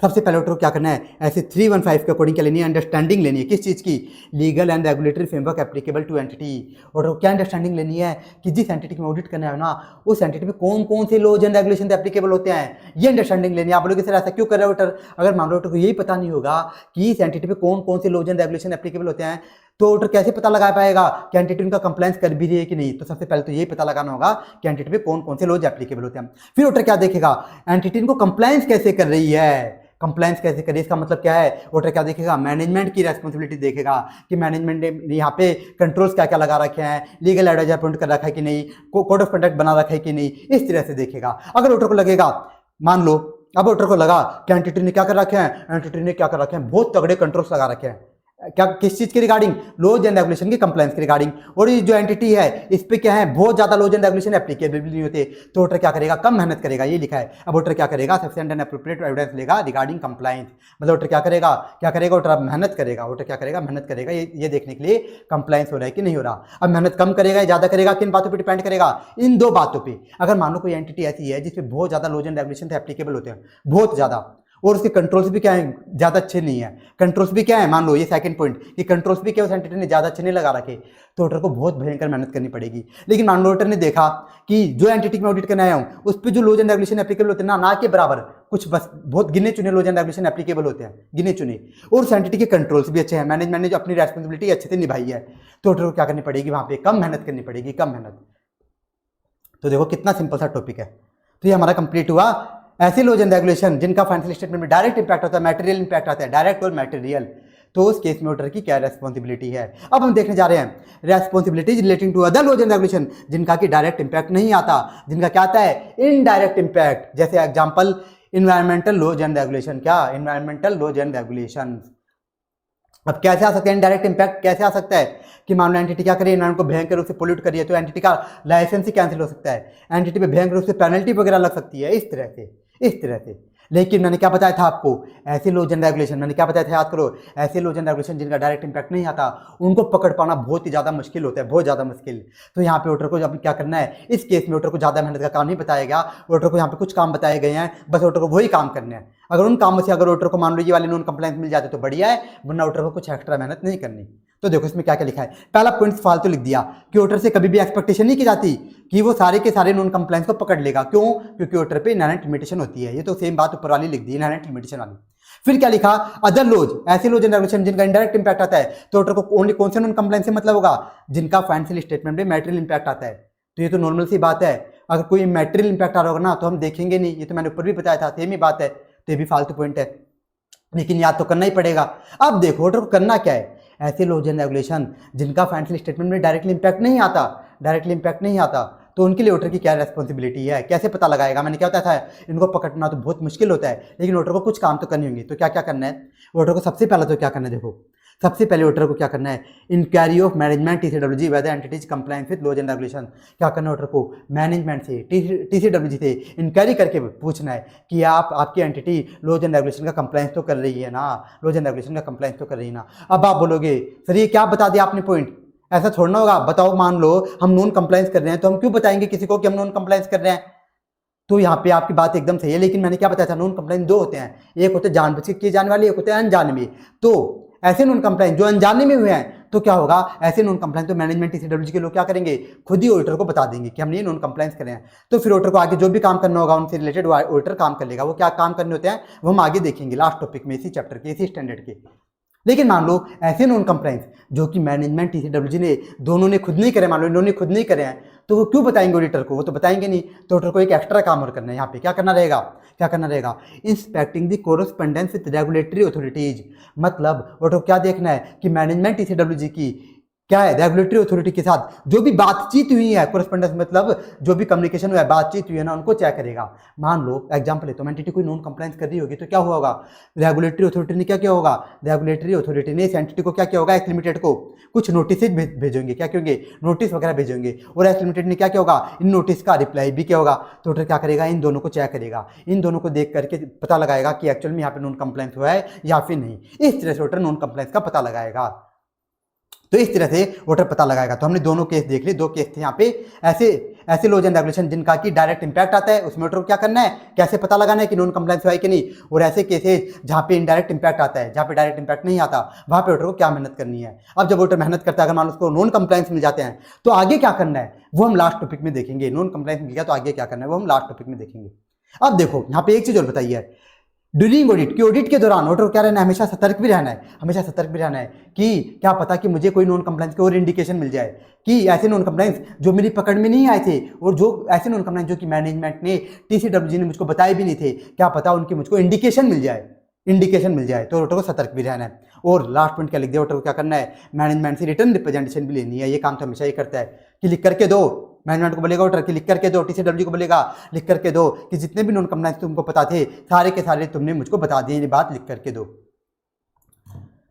अब देखो इसमें याद क्या क्या करना है, ये इनहेरेंट लिमिटेशन आपको याद करनी है, अच्छे से याद करनी है। ऊपर तो 5 पॉइंट बताए थे, ये इनहेरेंट लिमिटेशन यहाँ पे कितने याद करने हैं आपको, 3 पॉइंट है, तीनों याद करने हैं आपको। क्वेश्चन बनेगा इस लाइन पे, बनेगा इस लाइन पे, सब हेडिंग पे। ये तो क्या हो गई, हेडिंग हो गई, ये क्या हो गई, सब हेडिंग हो गई। फिर इस पे क्वेश्चन बन सकता है डायरेक्ट इंपैक्ट वाले पे, ये जो इनडायरेक्ट इंपैक्ट है इस पे क्वेश्चन बन सकता है, इस तरह से आ सकता है। ये 2 पॉइंट है, ये आपके क्या है, ओनली रीड, ये आपको ओनली रीड करने हैं, ये 2 पॉइंट लास्ट वाले। अब देखो हमने क्या देखा था, एक पॉइंट कि ऑडिटर को क्या करना है, ऑडिट के दौरान सतर्क रहना है कि उसे कोई इंडिकेशन मिल जाए। तो इंडिकेशन मिलेगी कैसे, कैसे कैसे ऑडिटर को इंडिकेशन मिल सकती है कि अगर ऑडिटर क्या रहता है, अपने ऑडिट के दौरान सतर्क रहता है तो उसको कैसे कैसे इंडिकेशन मिल सकती है वो हम देखने जा रहे हैं। तो अगर ऑडिटर को क्या मिलती है, फॉलोइंग मैटर्स के लिए, फॉलोइंग मैटर्स के रिगार्डिंग इन्फॉर्मेशन मिल जाती है। अगर ऑडिटर को इन फॉलोइंग मैटर्स के रिगार्डिंग इन्फॉर्मेशन मिल जाती है ना, तो ऑडिटर को क्या मिल जाएगी, इंडिकेशन मिल जाएगी। यहाँ पे तो क्या हो सकता है, नॉन कंप्लायंस, ओनली इंडिकेशन मिलेगी। ध्यान से सुना, ओनली इंडिकेशन, ऑडिटर नहीं मिलेगा गारंटी नॉन कंप्लायंस मिल गया, ऑडिटर क्या मिल जाएगी, इंडिकेशन। तो देखो क्या क्या एकदम इजी से पॉइंट है, कई सारे तो कुछ बता देता हूं मैं आपको। पहला, ऑडिटर ने देखा investigation by government department. Auditor ने देखा जिस एंटिटी में ऑडिट कर रहा हूं ना, यहाँ पे गवर्नमेंट डिपार्टमेंट है, आईटी डिपार्टमेंट ने, सीजीएसटी डिपार्टमेंट ने क्या कर दी है, जीएसटी डिपार्टमेंट ने क्या कर दिया, इन्वेस्टिगेशन कर रहे हैं। तो ऑडिटर को क्या मिल जाएगी, एक इंडिकेशन मिल जाएगी, हो सकता है कि एंटिटी क्या कर रही है, नॉन कंप्लायंस। और देखो सेकंड पॉइंट, ऑडिटर ने देखा unusual payment toward legal fees. Auditor ने देखा जिस एंटिटी में ऑडिट करो में ये लोग क्या कर रहे हैं, ये अपने एडवोकेट को बहुत ज़्यादा लीगल फीस पे कर रहे हैं। मान लो लीगल फीस पे होनी चाहिए 50,000 की, ये पे करें 5 लाख की। तो ऑडिटर को एक इंडिकेशन मिल जाएगी ना, हो सकता है कि एंटिटी क्या कर रही हो, इस एंटिटी ने बहुत बड़ा कांड किया हो, उस कांड को छुपाने के लिए क्या कर रहे हो, उस कांड को कवर करने के लिए, उस केस को कवर करने के लिए क्या कर रहे हो, एडवोकेट को मोटी फीस दे रहे हो। और देखो सेल्स कमीशन क्या हो, एक्सेसिव हो। ऑडिटर ने देखा ये एंटिटी क्या कर रही है, अपने एजेंट्स को, सेल्स एजेंट्स को क्या कर रही है, बहुत ज़्यादा सेल्स कमीशन बांट रही है, बहुत ज़्यादा बांट रही है। तो बताओ बहुत ज़्यादा कब बांटेंगे ये, ऐसा हो सकता है ऑडिटर को एक इंडिकेशन मिलेगी, ऐसा हो सकता है एंटिटी क्या कर रही हो, कुछ लीगल आइटम्स क्या कर रही हो, अपने एजेंट से बिकवा रही हो, क्या कर रही हो, इलीगल आइटम्स बिकवा रही हो, जिसके कारण ये क्या कर रही हो, अपने एजेंट को बहुत ज़्यादा कमीशन दे रही हो। और नेक्स्ट पॉइंट भी ऐसे ही है कि purchasing at prices significantly above market price. Auditor ने देखा कि एंटिटी क्या कर रही है, जो मार्केट प्राइस है ना उसे बहुत ज़्यादा प्राइस में परचेज कर रही है। मान लो मार्केट प्राइस है कोई प्रोडक्ट की 1000 की, लेकिन तो परचेज करिए 1500 में, तो ऑडिटर को एक इंडिकेशन मिल जाएगी, हो सकता है कि एंटिटी क्या कर रही हो, कुछ इलीगल आइटम्स परचेज कर रही हो, इलीगल आइटम्स परचेज कर रही हो, इसलिए तो वो क्या कर रही है, बहुत ज़्यादा पेमेंट कर रही है। तो ये हो सकता है।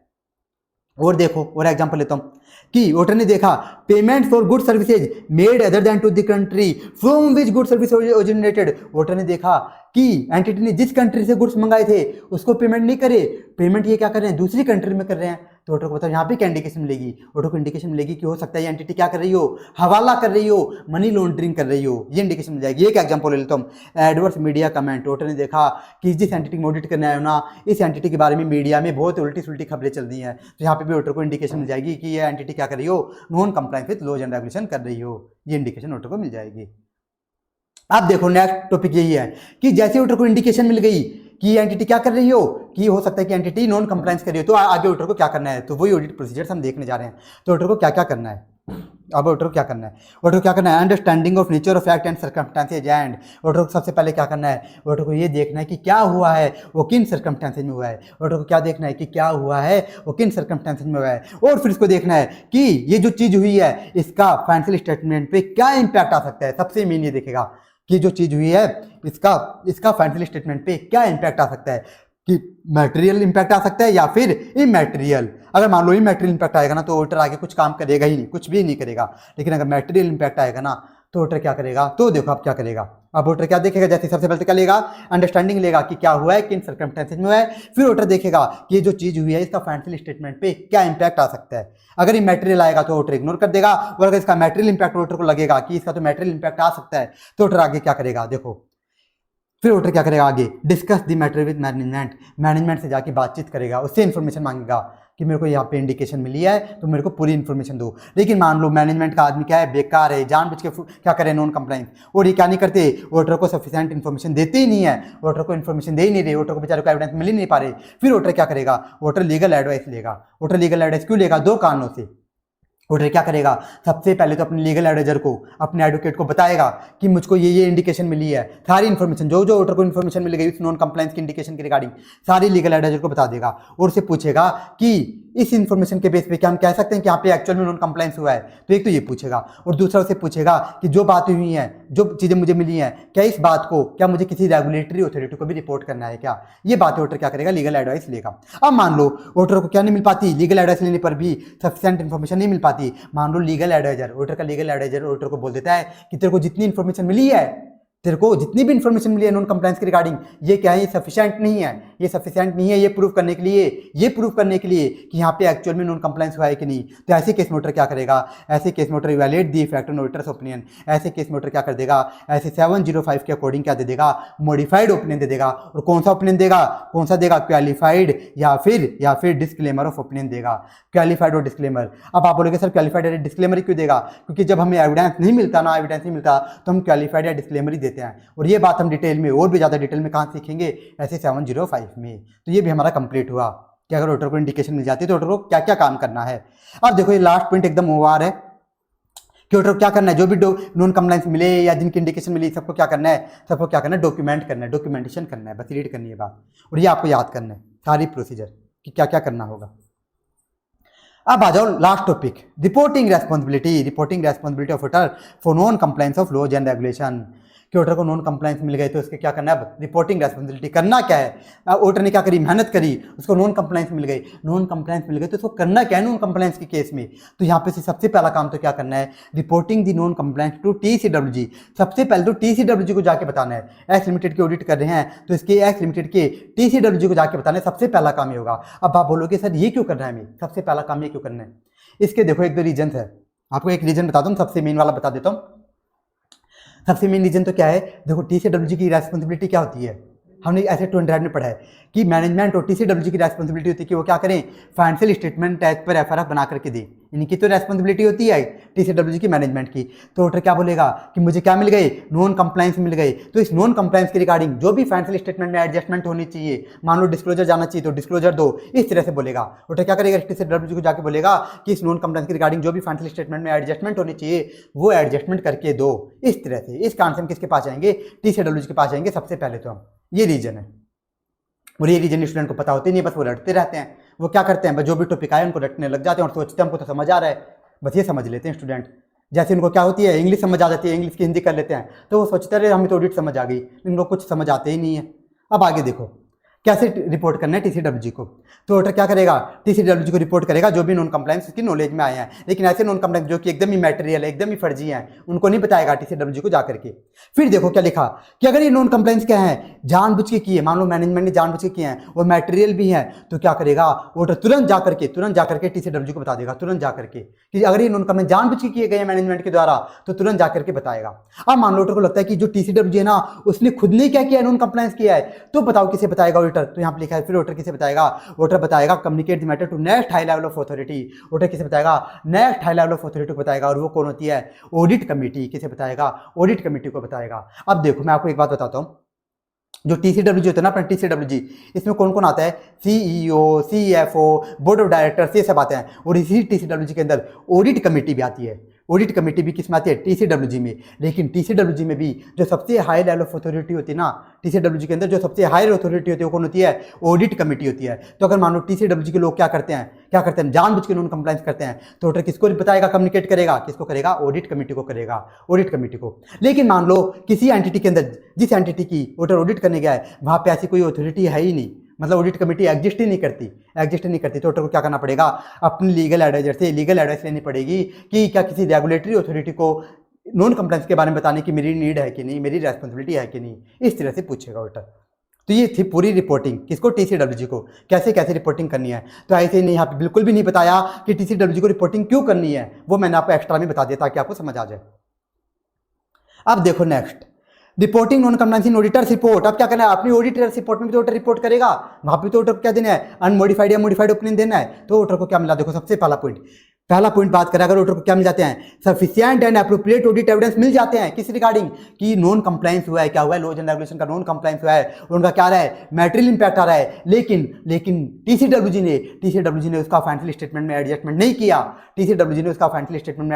किया, ऑडिटर को एविडेंस मिल जाए तो ऑडिटर क्या देगा, क्वालिफाइड या एडवर्स ओपिनियन देगा। दूसरा पॉइंट कि अगर ऑडिटर को सफिशिएंट एंड एप्रोप्रिएट एविडेंस नहीं मिलते, किसके रिगार्डिंग, नॉन कंप्लायंस के रिगार्डिंग, क्यों, क्योंकि मैनेजमेंट क्या कर रहा है, उसके टांगे अड़ा रहा है, इस कारण से क्या नहीं मिलते ऑडिटर को, नॉन कंप्लायंस के रिगार्डिंग सफिशिएंट एविडेंस नहीं मिल पाते, तो ऑडिटर क्या दे देगा, क्वालिफाइड और डिस्क्लेमर ऑफ ओपिनियन दे देगा। जैसे ऊपर वाली केस में हुआ था कि ऑडिटर को इंडिकेशन मिली थी, ऑडिटर ने मैनेजमेंट से डिस्कस किया था, लेकिन मैनेजमेंट उसको इन्फॉर्मेशन ही नहीं दे रहा था, तो ऑडिटर क्या दे रहा था, क्वालिफाइड और डिस्क्लेमर ऑफ ओपिनियन। इस तरह से देखो कितने लॉजिकल बातें हैं, कितने सिंपल पॉइंट्स हैं। तो इस स्टैंडर्ड की लैंग्वेज बहुत ही ज़्यादा ईजी है, बहुत ही ज़्यादा ईजी। अब लास्ट देखो एक रेस्पॉन्सिबिलिटी हो रहा है। अब ये रेस्पॉन्सिबिलिटी की देखो नाम पढ़ता हूँ, reporting the non compliance to regulatory and enforcement authorities. ये बताओ जैसे नॉन कंप्लायंस होता है तो ऑर्डर किसके पास आता है? सबसे पहले टीसीडब्ल्यूजी के पास, कि इसका जो भी एडजस्टमेंट है इस नॉन कंप्लायंस के रिगार्डिंग, जो भी फाइनेंशियल स्टेटमेंट में एडजस्टमेंट होना चाहिए तो क्या कर, उसका एडजस्टमेंट कर दे। अगर मान लो टीसीडब्ल्यूजी क्या कर देता है, फाइनेंशियल स्टेटमेंट में एडजस्टमेंट कर देता है ना, तो ऑर्डर क्या देता है? क्लीन ओपिनियन देता है, क्लीन ओपिनियन एकदम। नॉन कंप्लायंस हो रहे हैं उसके बाद भी ऑर्डर क्या देता है? Clean opinion. ऐसा क्यों? क्योंकि ऑर्डर को तो ओनली फाइनेंशियल स्टेटमेंट से मतलब होता है, इस रीजन से, इस रीजन से।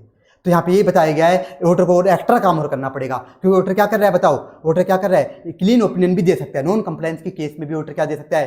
क्लीन ओपिनियन दे सकता है अपनी रिपोर्ट में। लेकिन वोटर को एक एक्स्ट्रा काम करना, वोटर का क्या करना होगा? जो अगर नॉन कंप्लायंस हुआ है तो वोटर को रेगुलेटरी अथॉरिटी को रिपोर्ट करना होगा कि यहाँ पे नॉन कंप्लायंस हुआ है। तो अगर मान लो टीसीडब्ल्यूजी को जेल में डालना है या पेनल्टी लगानी है तो क्या करेंगे? ये लोग ही लगा देंगे इस तरह से। तो ये होगा पूरा, तो ये पूरा हमने कंप्लीट कर लिया और ये आपको याद करना है। इस पर क्वेश्चन आएगा तो इस लाइन पे आ सकता है या फिर इस लाइन पे आ सकता है, एकदम डायरेक्ट क्वेश्चन आपको सारे लिखने पड़ेंगे, टीसीडब्ल्यूजी वाला भी, ऑडिटर रिपोर्ट वाला भी और लास्ट रेगुलेटरी अथॉरिटी वाला भी। अब हम क्या करते हैं, एक दो क्वेश्चन देख लेते हैं।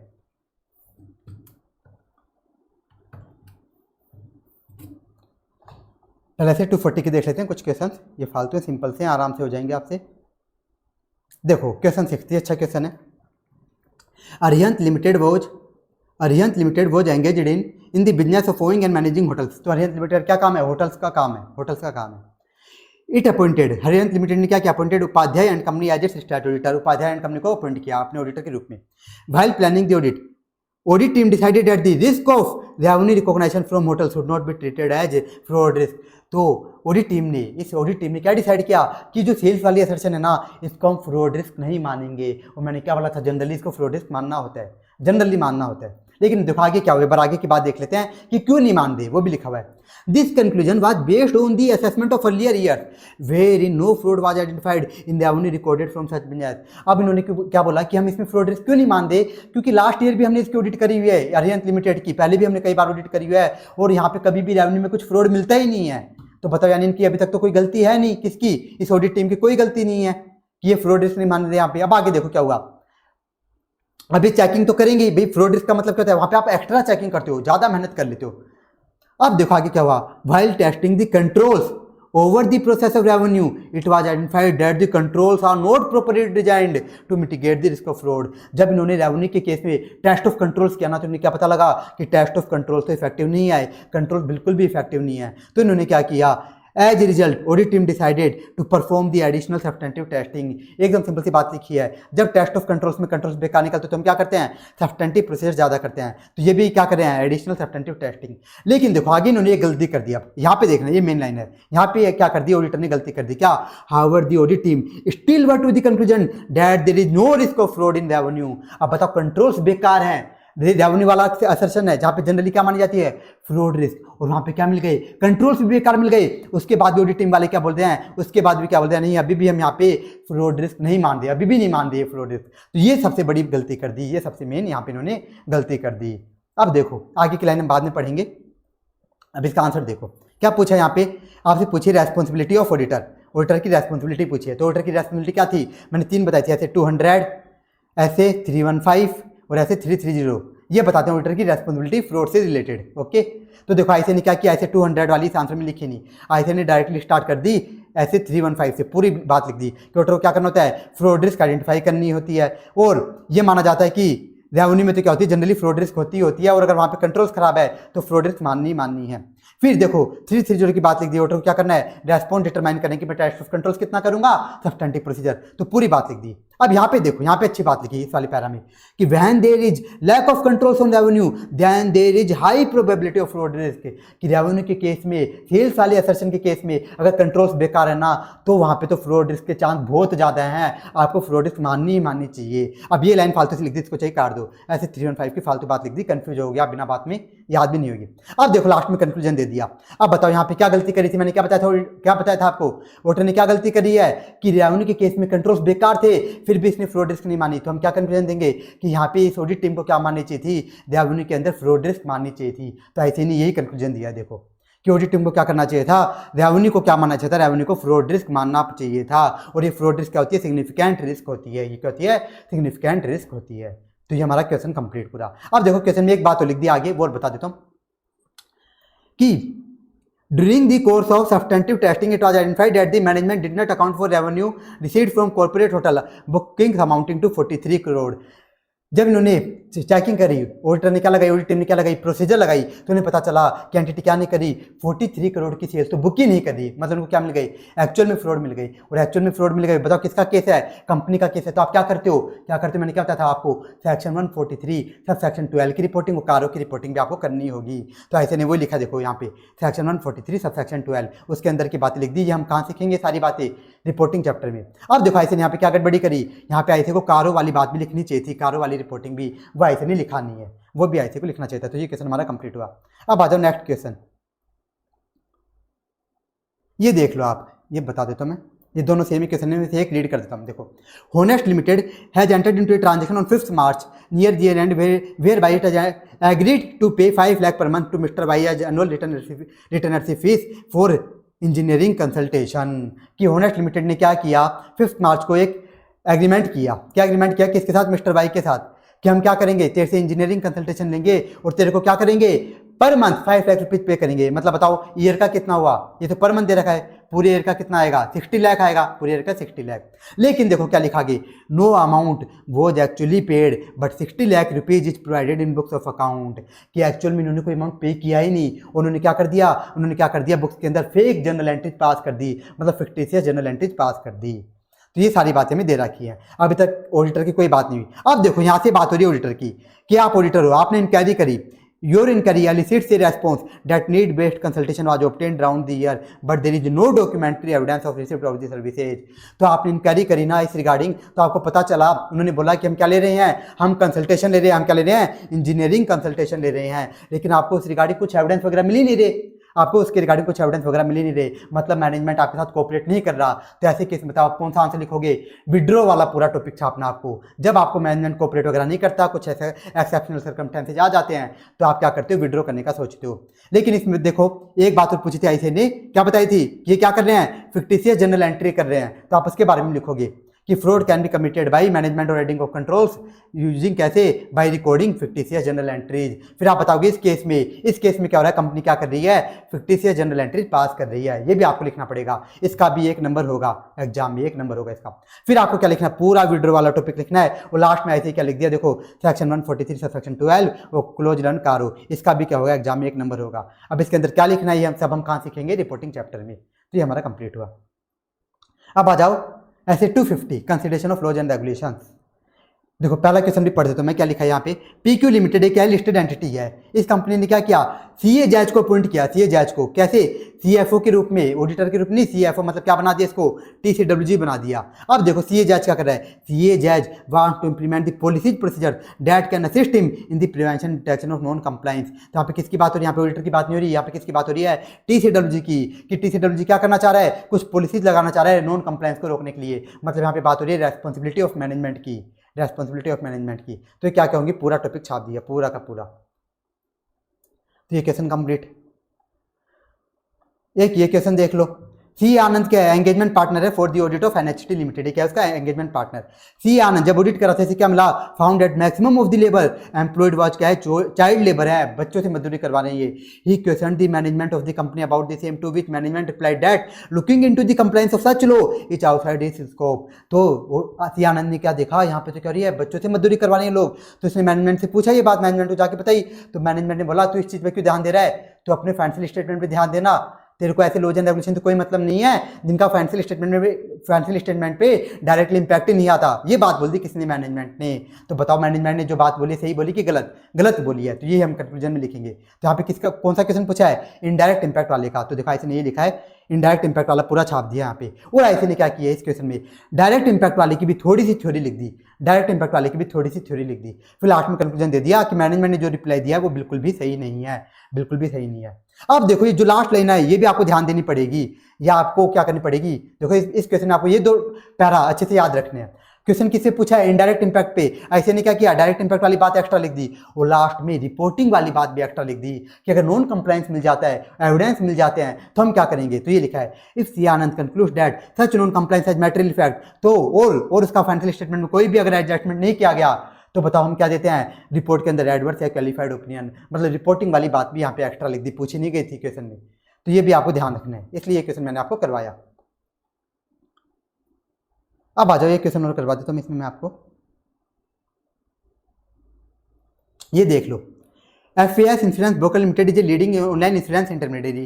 During the year director general of GST has issued notice to the company for creating the fake invoices amounting to 50 crore. क्या हुआ कि एक कंपनी है, उसके यहाँ पे क्या हो गया सर, इन्वेस्टिगेशन कर दी। किसने इन्वेस्टिगेशन कर दी? GST डिपार्टमेंट ने। देखो GST डिपार्टमेंट ने, और उसको नोटिस भेजा। क्यों नोटिस भेजा? कि आप क्या कर रहे हो, आप क्या कर रहे हो, हमें क्या मिली है, रिपोर्ट मिली, हमें कोई खबर मिली कि आप क्या कर रहे हो, फेक इन्वॉइस बना रहे हो, अभी कितने के, 50 करोड़ के, बहुत ज़्यादा अमाउंट के। अब देखो क्या हुआ आगे, the premises of company were also searched during the year by DGI official, मतलब GST डिपार्टमेंट के द्वारा क्या की गई, यहाँ पे इन्वेस्टिगेशन की गई। क्या हो रहा है? Investigation by GST department. तो बताओ ये होता है, तो इसे हम क्या मानते हैं? इंडिकेशन मानते हैं कि यहाँ पे क्या हो सकता है, नॉन कंप्लायंस हो सकता है। क्या हो सकता है? इंडिकेशन मानते हैं। तो यहाँ पे पूछा गया है कि इस केस में आपकी रेस्पॉन्सिबिलिटी क्या होगी। तो मैंने क्या बताया था, जब आपको इंडिकेशन मिले तो वहाँ पे आपको क्या प्रोसीजर करनी है, वो पूरा टॉपिक आपको छापना है। तो सबसे पहले तो आप लिखोगे कि जो इन्वेस्टिगेशन हो रही है गवर्नमेंट डिपार्टमेंट के द्वारा, ये क्या होती है, एक इंडिकेशन मिलती है ऑडिटर को, इसे क्या मिलती है? इंडिकेशन मिलती है। फिर आप पूरा टॉपिक छाप दोगे कि जैसे इंडिकेशन मिलती है तो हम क्या देखते हैं, सबसे पहले देखते हैं क्या हुआ है, किन सर्कमस्टेंसेज में हुआ है, उसका क्या इंपैक्ट आएगा। क्या करेंगे? मैनेजमेंट से डिस्कस करेंगे। मैनेजमेंट अगर इन्फॉर्मेशन नहीं देता तो हम क्या कर देंगे, अपना रिपोर्ट में अपना ओपिनियन दे देंगे। पूरा का पूरा टॉपिक यहाँ पे छाप दिया। तो ये क्वेश्चन भी हमारा कंप्लीट हुआ। तो इस रिवीजन वीडियो में हमने 240 250 एकदम डिटेल में कवर किया, एकदम डिटेल में समझाया है, ये भी बता दिया क्या याद करना है क्या नहीं करना, कुछ खतरनाक वाले क्वेश्चन भी करवा दिए जिसमें स्टूडेंट को दिक्कत होती है। तो इस लेक्चर में इतना ही। Thank you so much. Hare Krishna.